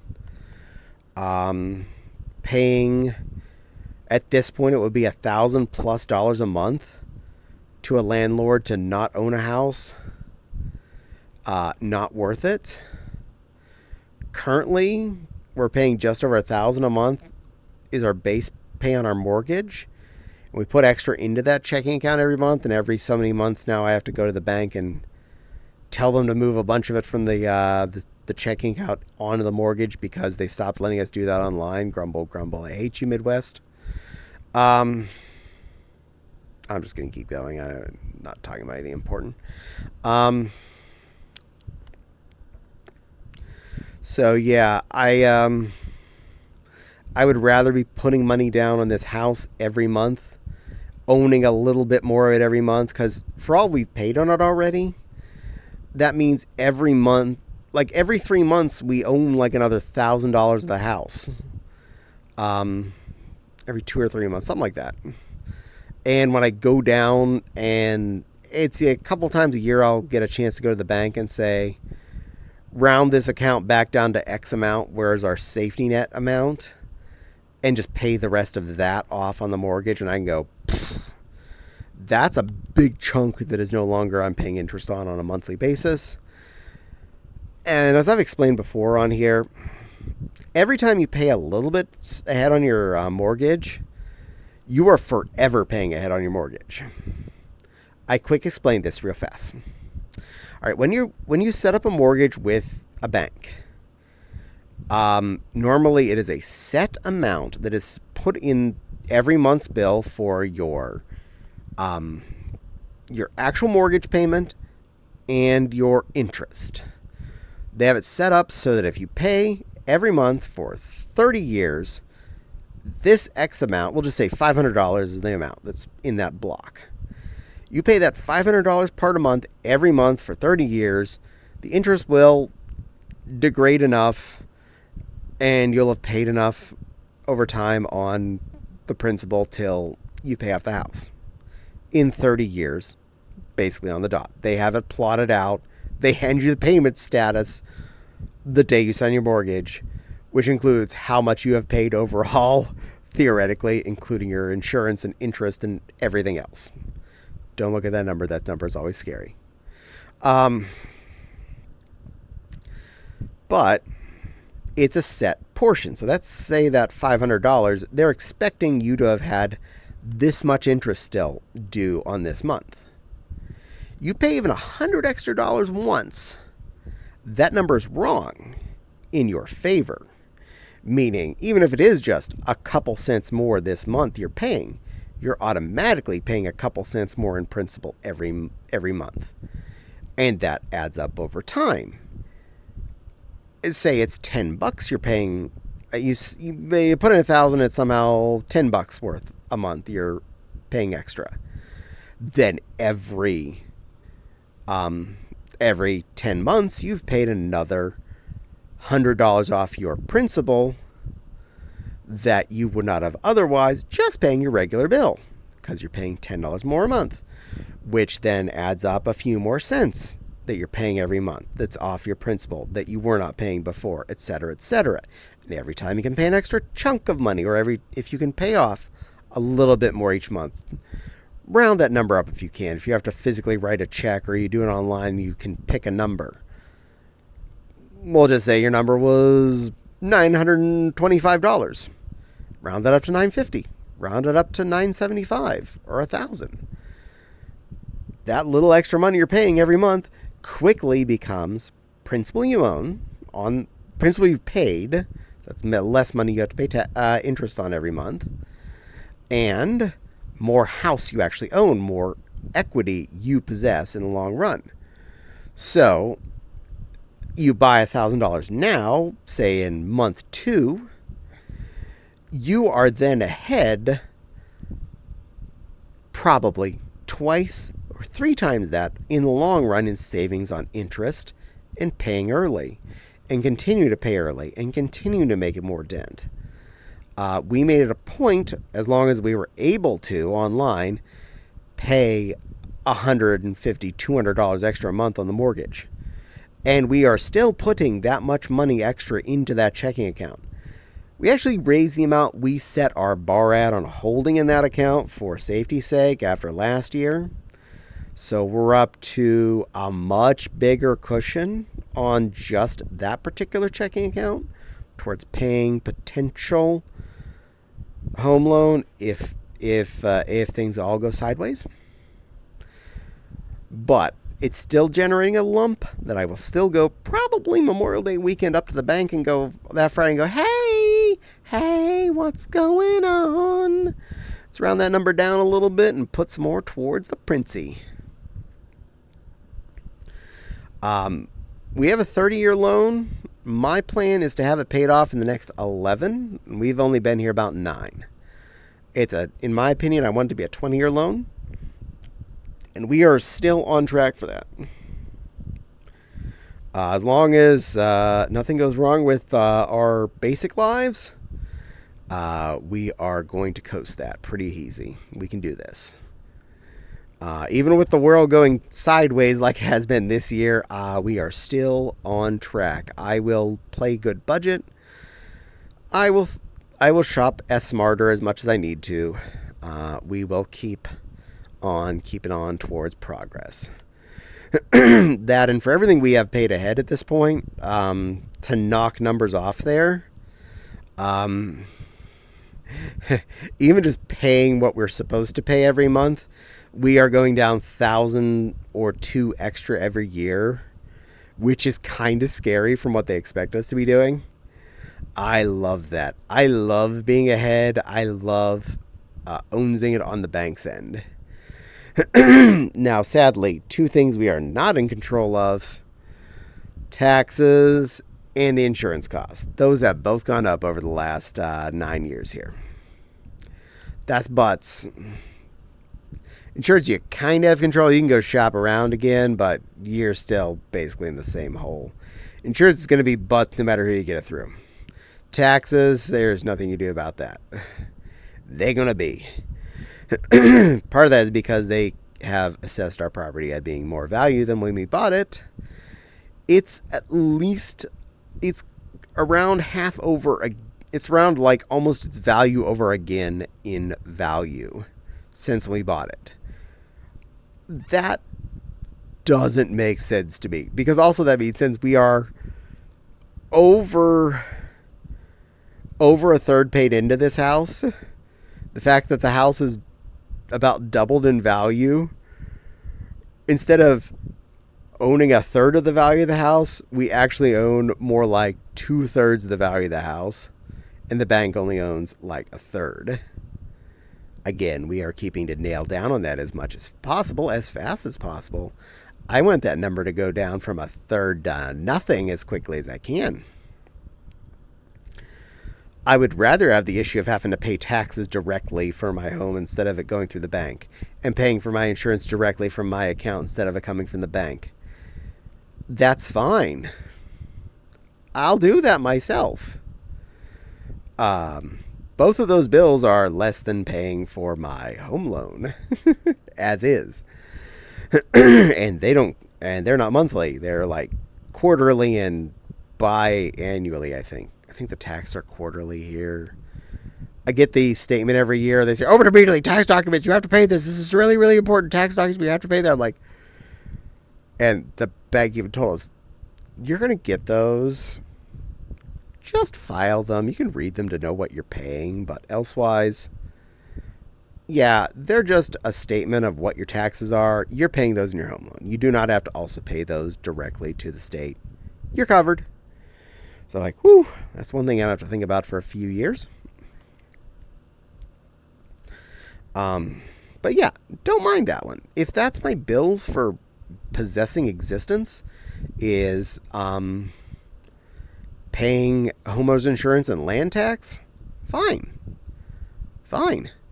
That's a lot less. And if I'm doing that long before I hit retirement, that means when I hit retirement, that amount I need to live on is a lot less than the amount I need to live on now, which involves me putting a lot into savings towards retirement and me putting in a lot of money towards like home payment stuff. Stuff's still going to break. And yes, I will keep making sure to not spend all my muns. But yeah, it'll be a lot less hassle come my golden oldies if I don't have a home loan and all I have to do is pay tax and insurance. So, plan is working out. Long-term life plan going good. And good news when it comes to the golden oldies plan, as it were. I did check my 401k this last month. Okay, so over the last 4 months, it did not go up. It went down by about $2,000, which is not the end of the world. Fortunately, my 401k is very much in the blue chip section, not in the hot pot section of the stock market. Technically, I probably should have been in the hot pot section, have my money play the game a little bit more effectively and trying for better. But I'm more of a careful critter when it comes to that. I say let my stuff ride the easy button. Just keep betting on red and black constantly, or whatnot. You know, the whatever's easy in gambling. That's a fairly good guess. You got a 50-50 of being good or better. Because I've been riding that for all my work years here that I've gotten 401k, and slowly but surely been eating upwards, which is a good thing. And something went ding. Who's next over here? Thank you, Gears Hero 112. Thank you for the follow. I hope you enjoy your stay. My name is Caddie. I babble at you most of the time and play games on random days. So if you like this is what happens every Monday night, and I hope you enjoy.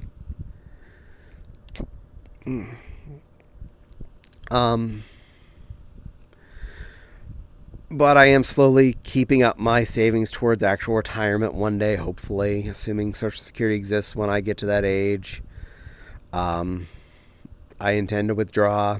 But they keep upping the number. They keep trying to up the number, and it's like, wow. Yeah, just because some people are living up to their 90s and I think I have a good chance of living to my 90s doesn't mean you need to make retirement age for males up over 70, since average age for males in the United States is still right at 70. I don't retire and go right to the crematorium. You retire. Congratulations. Yeah, your money and your savings is going to last you your entire rest of your life. Get out there and start spending it because that's the only time you got. Let's see, your life expectancy is 2 more years. Yep, between the SS and what you got in savings, yeah, you can easily live 2 years. Good luck. Go crazy. Also, you're too old to go do anything. You're now too old and too tired to go to Disney World. Now you have all the time. Too old and too tired to go run around FurCons. Butts. It's like we work so hard to get to that, and then by the time you get there and you have all the time in the world to do all this stuff, you have no energy to do it. In fact, that's basically it. You get to retirement. Retirement isn't retirement where you go have fun, like a lot of our elders got to do. Like Grandma and Grandpa were retired in their like late 50s, I think. Maybe 60. And they were still really able-bodied at that point. And they went out and they took big, long road trips. They went camping. They did all sorts of fun stuff as adults still. And if I'm not allowed to be retired until I'm 70, if Opsy's older than me, do the math, we're not going to be able to do shit. That's another reason I say live mas.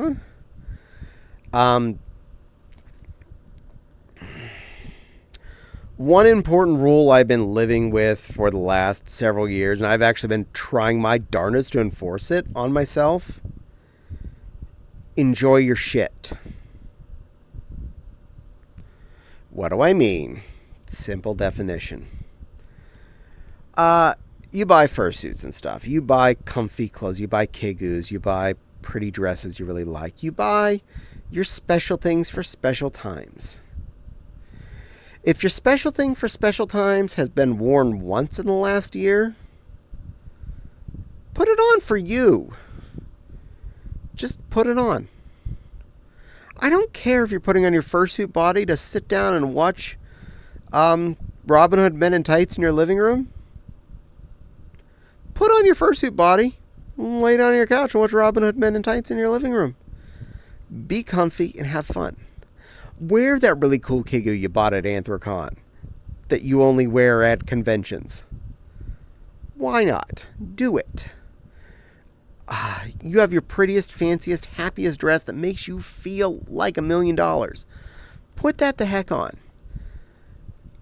When I'm streaming video games at night, almost all the time I'm wearing something fun. Unless I'm too damn tired to put something on beforehand or it's hot and I don't really feel like putting anything that's really sticky on me. I do my best to put on something comfy, fun, and that makes me feel special. I don't do it when I'm doing these streams because I know I'm going to be sitting here with an oven on my face. In fact, I have a fan blowing on me. I have an oven on my face. And during the hotter months, if the air conditioner ain't working well, I am probably pretty uncomfortable just in shorts and a sweaty t-shirt at that point. But I do what I can. I still love this, mind you. But do what you can to enjoy your stuff. Wear your favorite clothes. Put on your favorite perfume powder that makes you feel nice. That's partly for me.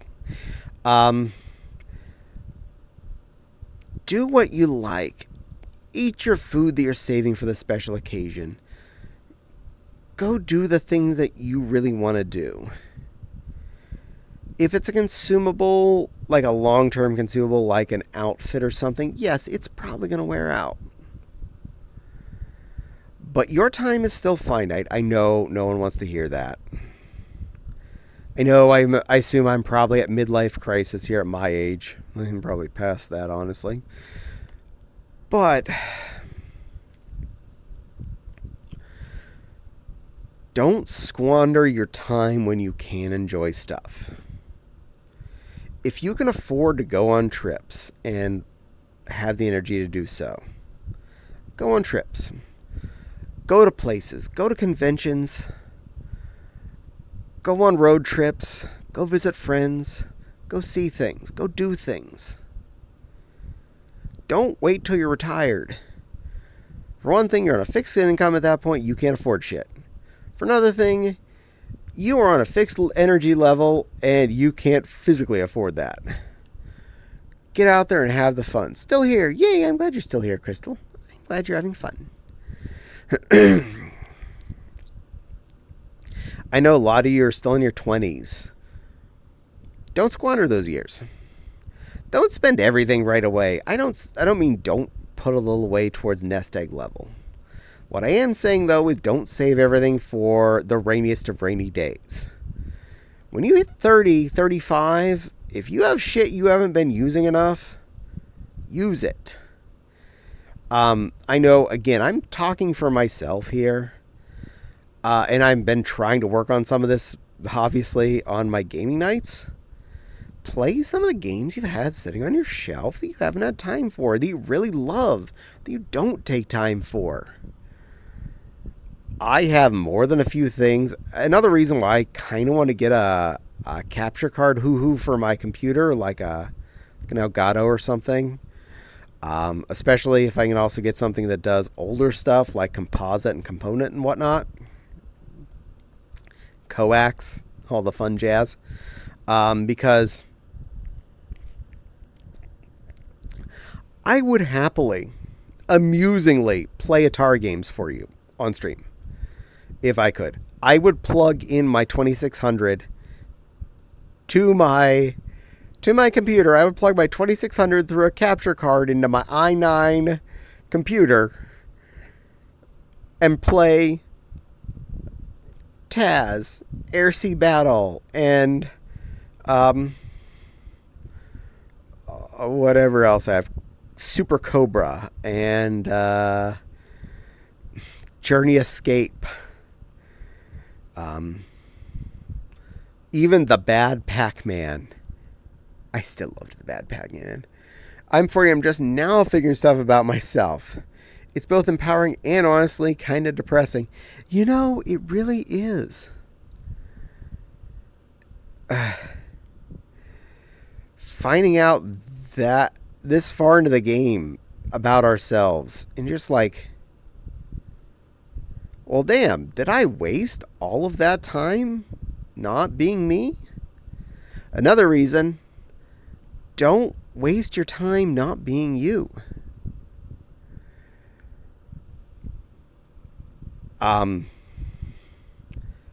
Dress how you want to dress, as long as it's within legal limits. Don't go out naked, mind you. Dress how you want to dress. Be how you want to be. Represent how you want to represent in your real life. I wear an insane amount of pink and fluff all year long. I am amazingly pink all of the time. My Meijer and my Walmart question if I'm not wearing enough pink. I am always me, 100% of the time. Hi, Vincent. Munching popcorn and doing the sippies there. I see you. I see you paying attention. But be ourselves. Every one of you, that is your challenge for me. Your challenge for me today is I want you to be as much you as you feel safe being out in public. I'm not telling you if you're considering being trans, all right, I want you to put on a ball gown and go to Walmart wearing a ball gown. I'm not saying that. What I'm saying is, wear that shirt you think makes you look cute. Don't worry about if everyone's going to question if you're wearing pink pants. If you like pink pants, put on the pink pants. Or pink shorts, because it's getting summertime. They don't care if your legs are hairy or not. You're fine. If you want to wear makeup, wear makeup. If you don't want to wear makeup, don't wear makeup. You want to put a cute hair bow in? Put in a cute hair bow. You want to shop at At the cute section of the store where they have the scrunchies and stuff, do it. Have fun. Nails are fun. Nails are fun. Paint your nails. Everyone can do that. That doesn't require gender, really. Do what you like with them.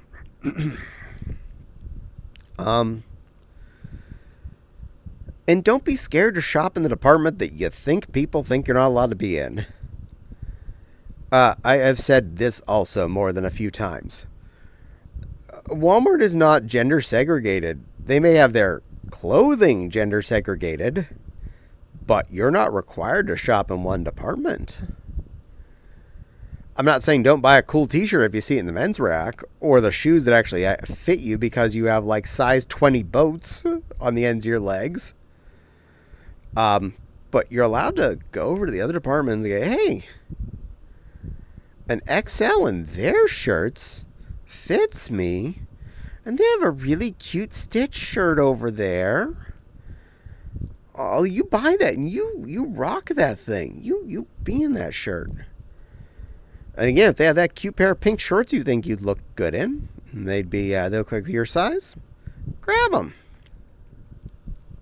And dear God, anything that no one's going to see, that includes undies, by all means, buy whatever undies you think look comfy. Be in comfortable undies. There is no rules you're not allowed to be in comfortable undies. No one sees that shit. That's for you to enjoy, not everyone else. Get that comfortable undie that makes you the happiest. And anything you're going to wear in bed is totally you. If you're a dude by nature and you really, really like nighties and soft, silky things to sleep in, other than people in your house, no one else should be seeing that. And if they are, buy better curtains. That is totes your business.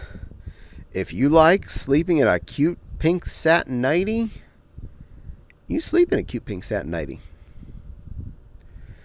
Or if you like just pink satin jammies in general, it's all you. Or you like purple fleece jammies. Whatevs. Be you. Be comfy. Be happy. 100% of it's within your house. Wear whatever the hell you want in your house. Absolutely nobody's there to judge that. If they are, again, buy better curtains.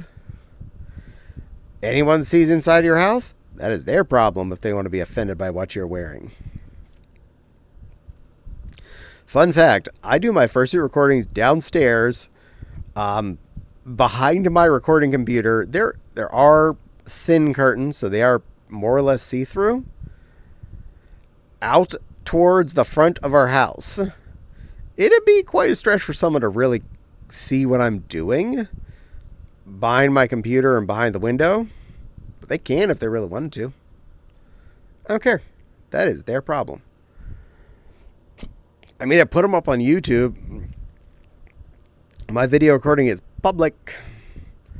The only thing I'd prefer they wouldn't see is when I'm getting dressed and undressed in that room. And I'm still usually wearing undies at the time. I don't get naked. I just get down to potentially undie gutsies. And still, my pajunk is covered, so if they're offended, that is officially a them problem, not a me problem. I'm beach legal at all times downstairs, so there's that.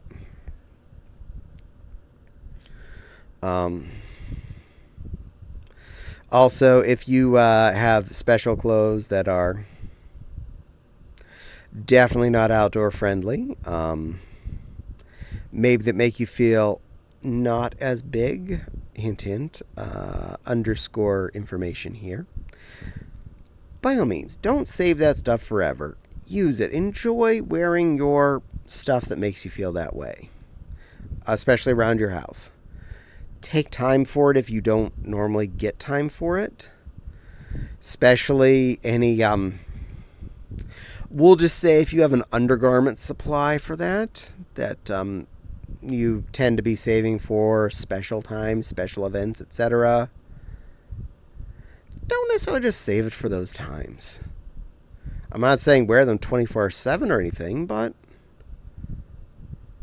take time for yourself. I'm not going to tell you how often you have to do X, Y, and Z out of your personal wish list.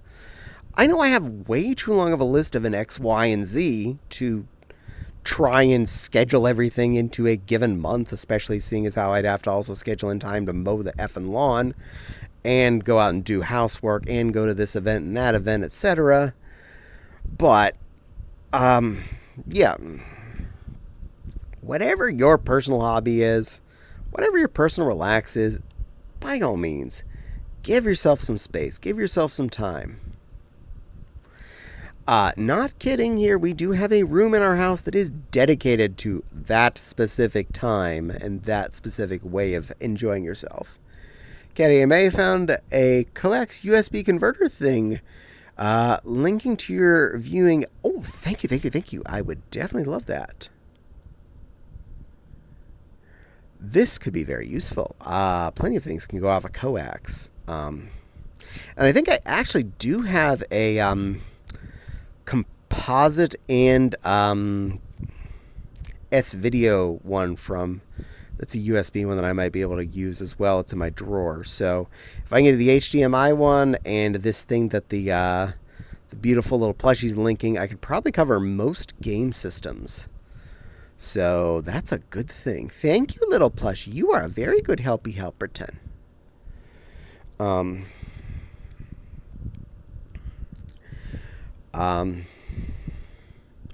You are, oh no, good girl. I love my good girl. She's a very good girl pussy.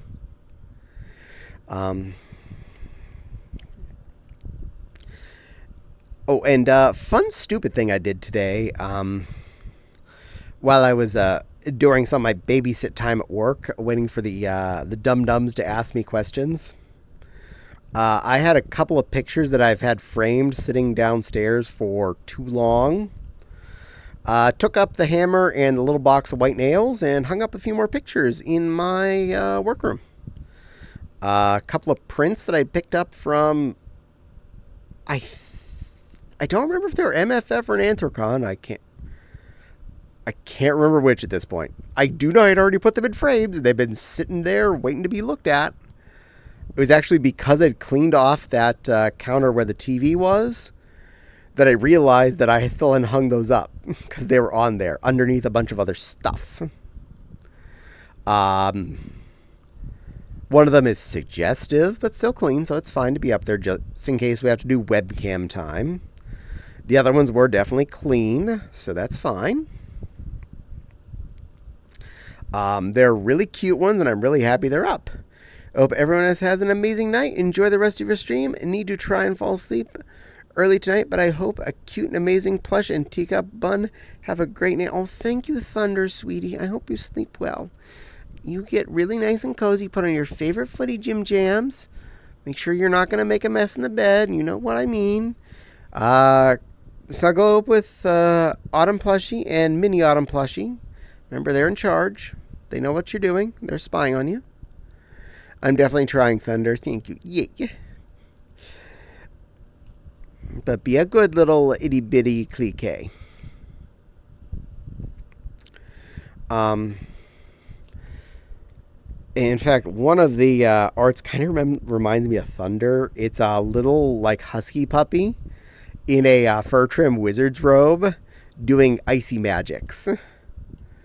And it looks really heckin' cute. I specifically made sure for now that is on the centered position over my desk. So I look at that often. I'm really happy about that. So Thunder, you're kind of with me on my day-to-day basis now. Another one of them is also another kind of a husky, definitely female husky in a fluffy robe. That one's the insinuating but still clean line that's in front of my desk. The other one I had in the new hang-up list was it was a test print off of my laser printer of the end of one of my series is by Mendy, the flower one. So it's after Caddie gets turned into a pink flower bunny. That's hanging up on my wall. It was a printer did good justice to his artwork, and it looks lovely up there. Oh, Thunder's giving hearts. Yes, you are with me every day. You're helping take care of me now. I'd be curious to know more about that. Oh, I don't have them scanned, but I will take a picture for you later. Nepal, add that to my messages, because I'm a forgore. In fact, I'm a forgore even if you say it today, so remind me tomorrow when I'm upstairs at my desk, and I'll take a photo for you. Gentle hugs. Yay, gentle hugs. Thunder's giving me yummy hugs, because he's a good little boy. I also hung up the other Stitch picture on the upstairs hall that had been taken down after we put up a different Stitch picture where it was downstairs. So it's in the upstairs hall now with a different Stitch picture next to it. We have a lot of artwork in our house. I am not afraid to look in the canvas prints at some of our local stores. Both Meijer and Walmart often have some pretty cool canvas prints available for sale. I've gotten quite a few Stitch pictures and Minnie Mouses and stuff like that. And like wood prints, painted pictures on wood that are like mass printed and whatnot. I know they're mass printed and stuff, but they definitely give a lot of accent to our spaces, and I'm really happy about that. Generally low cost too. You're only for about the cost of a nice art print without a frame at that convention from an artist. I get a non-framed hangable canvas critter that I can just clunk on the wall with a little picture hanger bit on the back of it. Not saying don't buy from your favorite artists. I definitely say that too. I'm just saying this is an additional option to increase your art supplies. Gee, you're having a Minnie Mouse pics? Never would have guessed. Oh my god, yes. I have some really cute Minnie Mouse arts throughout the house. There's two really nice big canvas prints downstairs in the downstairs hall. There's another small one that needs hung up still. That's out of everything I hung up today, that was one of the two things I did not get hung up, was that one. And one I need to actually use the level to hang up properly. It's a wood Minnie Mouse wall hangy thing, but she has two hanging hooks, one on the top of each ear, so I need to use the level and make a pencil line to make sure I put my nails in cleanly. Not hard, I only had so much arm space when I was carrying stuff up today, so I brought up those 3 pictures, the pack of nails and the hammer, and the pack of nails and the hammer are still upstairs, so I just had to bring up those other 2 things and the level. And I'll hang those up somewhere upstairs. Probably the bedroom for those last couple. Make sure you hang it straight. Yeah, I know. Most of the time, I know Fopsy's like, and other people are like, oh, you use level and line things up with this thing and that thing. I'm like, they're pictures. They're odd shaped. I go with I purposely make these not lined up great, so it doesn't look like I'm just shitty at lining things up. I'm just really good at making them look artistically placed. And when things are different sizes, it makes it a lot easier to make that much more plausible. You stick 2 Minnie Mouse pictures next to each other, and they're not the same size, and they're not hung with their tops or bottoms level. It's like, I was just trying to balance the overall aesthetic of the center of the visual of the picture, and people are like, oh, used fancy art words. That makes sense. In reality, it's like, yeah, I got about where I really thought it looked good. And then I mashed the nail in the wall, then I put the picture, I was like, is that good enough? Yep, okay, good. Now, there are some pieces of art we have hung up that I definitely feel are important. We did measured out, in a sense. In our living room, we have a split fox picture. It's another canvas print type thing that's split into 7 pieces. and meant to not be directly attached, but kind of staggered and spread out across a wall. And Fopsy did do her best to center the centerpiece, and then staggerly centered and move out the wing pieces of art to finish off the effect. And that's hung up behind our couch in the living room, and it looks pretty darn snazzy. She did a good job on that. I hang a lot more of our chaos in different places and stuff that is not needing to be lined up with another object that is visibly next to it, that is of the same shape and size. But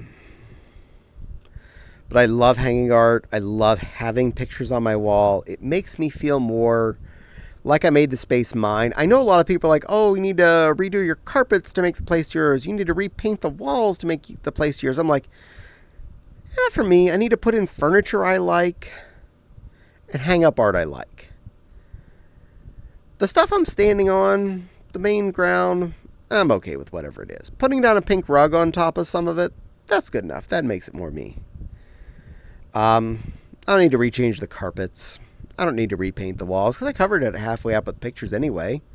Nobody can see that color of the wall because that wall is now mostly Minnie Mouse. That wall is mostly Stitch and Angel. That wall is mostly Caddie. Mostly G-rated. Mostly. I keep space between pictures more equal and use lots of staggering when hanging wigs. Yes, I am all for the staggering, and yes, white space. I am. You'll see when I send you the picture of the above my desk tomorrow. Yes, there's definitely staggering. There's definitely space between those pictures too. And there is a lot of white space.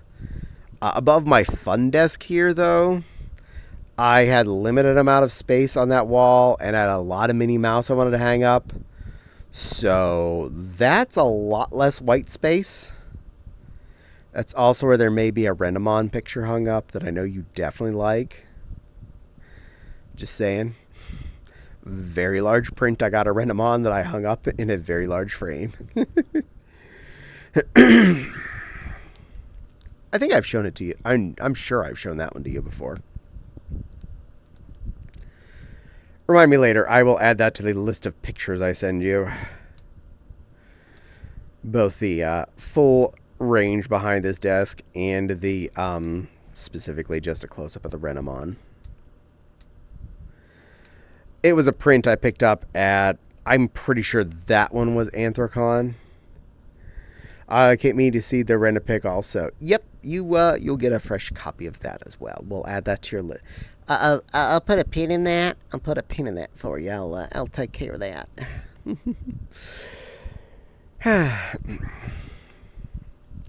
There's also some really cute minis on that wall, along with a semi-naughty Caddie. That's definitely a PG-13 Caddie on this wall. I believe that's a... I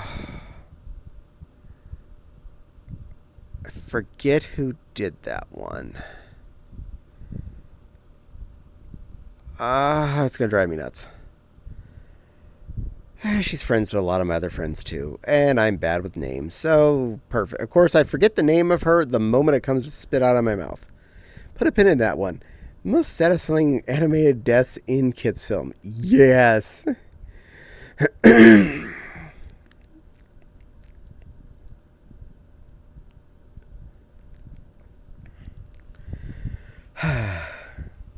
Bolt was a great movie. 110%. Definitely recommend if you haven't taken the time to watch that one. Put a pin in that. And if you don't, the Claws and you are going to have a discussion. I'm not in control of them. They're in control of themselves. And you're going to have to talk to the Claws, explain to them why you haven't taken the time to watch Bolt yet. I'm not hearing it. You need to talk to those Claws. So adorable. Absolutely. That is definitely one of the Disney movies that I can say is not just a one watch. That's a watch it a few times just because it doesn't feel like like a one and done kind of story. There's some movies I wish I could watch more than once and still get the feels off of them, but I know once you've had the plot sometimes, it doesn't feel like a repeat anymore. The Greatest Showman is definitely on that list.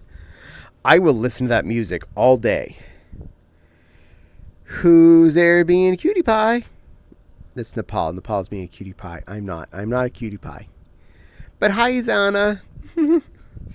But I love the music of Greatest Showman. I loved watching it. It was an amazing movie. I don't know if I could watch it a second time. I own it on disc, and I don't know if I could watch it twice. I'm being serious. It's one of those things that it's just, you live through that experience. You've done it. I know people that love watching the movie over and over again, but I'll just be happy to listen to the soundtrack over and over again. The Greatest Showman, I need to watch the movie. Yeah, you do. Me either. No, you're a cutie. I'm not a cutie. Baka. No, Zana, you're a cutie. You say Baka. Are you related to Maxie? He calls himself a Baka, too. Yeah, you're both cute. Yeah, you're probably cute. I'm not cute, Baka.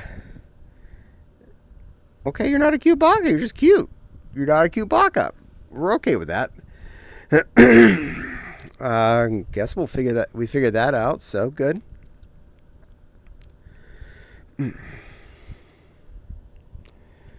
You don't have to be a Baka. That's fine. Meaty. I'm not a meaty. I told you didn't have to be a Baka. You said you weren't a cute Baka.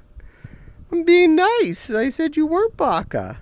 Baka means, if I remember right, dum-dum, and I don't want you to be dum-dum. You're smart. You're a cute smarty smart. I'm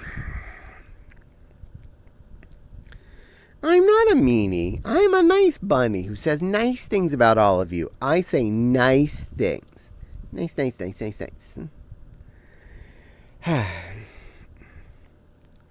I was calling you Baka because I'm not cute. But I'm not Baka. I am smart. I'm very smart. Because I can tell things that are cute, even when they think they're not. And you're cute. I don't make the rules. I just go by them. It's easier that way. And everyone who is not Phantom is cute. I'm not cute. Baka. No, honey. No. It's okay. You can be cute too. It's fine. We'll all love you even if you're cute. This is a cute place. No. Well, you don't want me to love you? Tough. You're both cute and I love you. You win twice. You double win. Double your pleasure, double your fun, with extra all of your cute. Unless your name's Phantom and then you're not cute.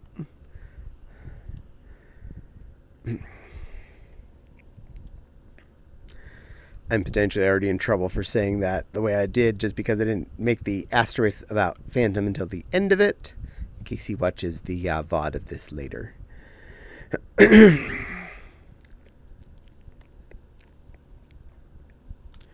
Worth the risk.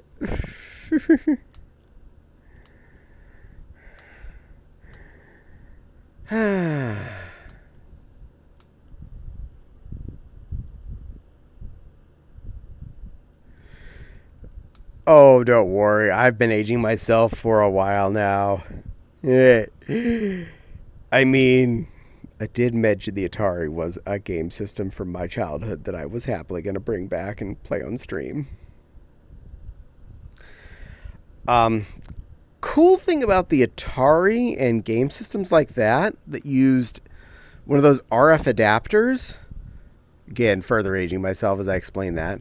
But things all the way up to like the Nintendo and the Super Nintendo and the Genesis all use those too, so not too much. PS2?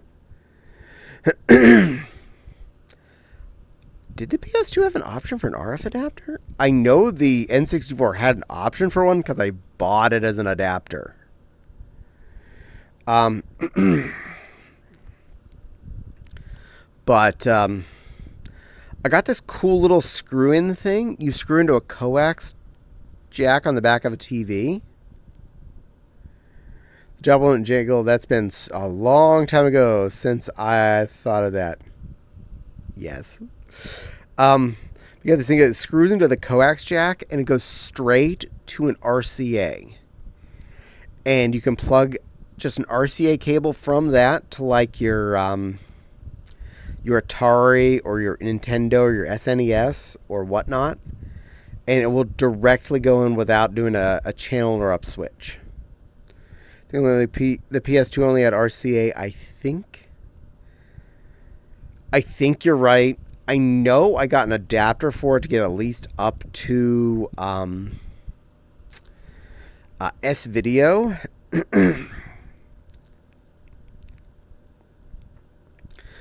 I don't know if I got it to Component, though. Component's the RGB one. I am not sure if they ever made an adapter for the PS2 up to RGB. I remember having to adapt the Wii up to RGB, which was its top. It did not go to HDMI, and the Wii did take up our one RGB port on the back of our television when we first got the flat panel.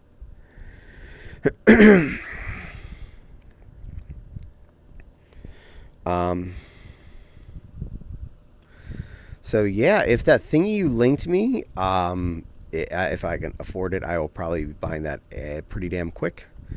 I will happily jack that in, figure it out, and play. I will play Atari games on stream. I am not joking. I am not pulling anyone's leg here. This is a would happen right away. You would see me playing Super Cobra. And Pac-Man and Centipede in all the bad in all of the bad joystick connection. Component composite VGA S-Video and RGB for PS2. Nice. The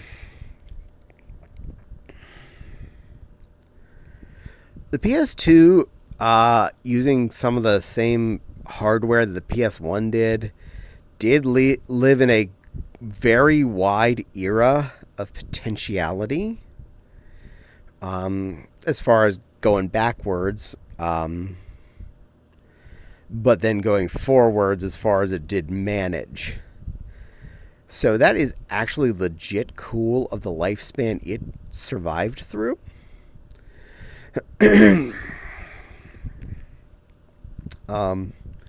And then the PS3 onward could all use the HDMI ports. So that is extra awesome. So much easier to adapt to nowadays stuff. And outward to things like, say, capture cards that are more modern. So I can easily plug in the better switch dock. Well, either switch dock, honestly.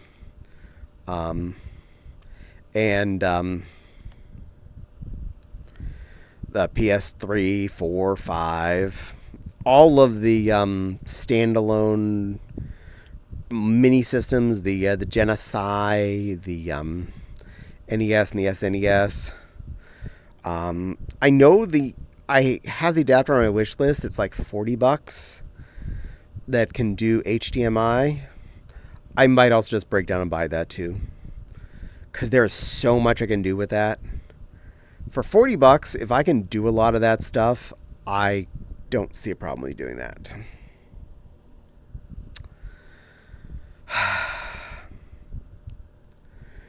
PS2 had the one port used custom cables with various outputs, like using different combo of pins via the same port. Exactly. And because of its variable nature inside and the adaptability of that port is why it was able to hit such a range. From older stuff to way too new for its life. But seeing as how the PS2, they legit were still selling those new. They were still making those new till the PS4 was released. That's a lifespan of a video game system. That really is a lifespan. I am so proud of that system. Because not only did that mean the lifespan of the PS2 itself was up into that point, it was backwards compatible with the PS1, which means the PS1's library was on an actively produced system that long. And up into including the PS3 Slim, you could even do PS1 games on a PS3. I think the PS3 Super Slim can't even do those anymore, but I don't have that one, so I don't know. The PS3 Fat, the original ones, could do PS2 games as well, but not. It had a lot of other issues and a smaller hard drive and stuff, so your mileage may vary. But yeah, lots of old video games I definitely want to play on stream. I'm going to definitely look into that this week. I have some money on my Amazon account, so especially that link you gave me was Amazon. That might make it like I'm not even going to think about it and just press the button. But you can all see what time it is, unfortunately. One, my things to talk about list ended ages ago. And my has to pee list started not too long ago. I definitely have to go wee. But I have someone I haven't rated to in a while. If I can right click. A new tab. There they are. Make sure they're not about to end. That always annoys me. Yep, they look good. Alright, I know who I'm going to annoy. Has a plan. Stream manager. But thank you all for spending time with me. I normally stream Mondays from 7 to 11 Eastern. Just like tonight. This is till just after 11, so if you're seeing that now, that's when now is. 4 hours before now, that's when then was. Sunday nights, I've been streaming from 8ish till midnightish with the Nepal here, playing Borderlands 2. We still got a good bit more of that to go through, DLC-wise, so look forward to that.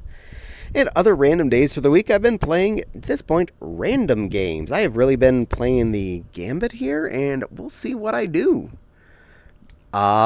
Especially if I happen to buy a certain adapter some little plushie just linked me. That might show up. About to get on VRC? Awesome! Well, I hope you have a good time, Xana. Enjoy your VRCing. For now, we're going to raid you off to a lovely purple poof. Please be nice to Vix. Make sure you call her a pretty girl, okay? That is my request for all of you. Tell Vix she's a pretty girl. That is all I can ask. That is all I wish from you.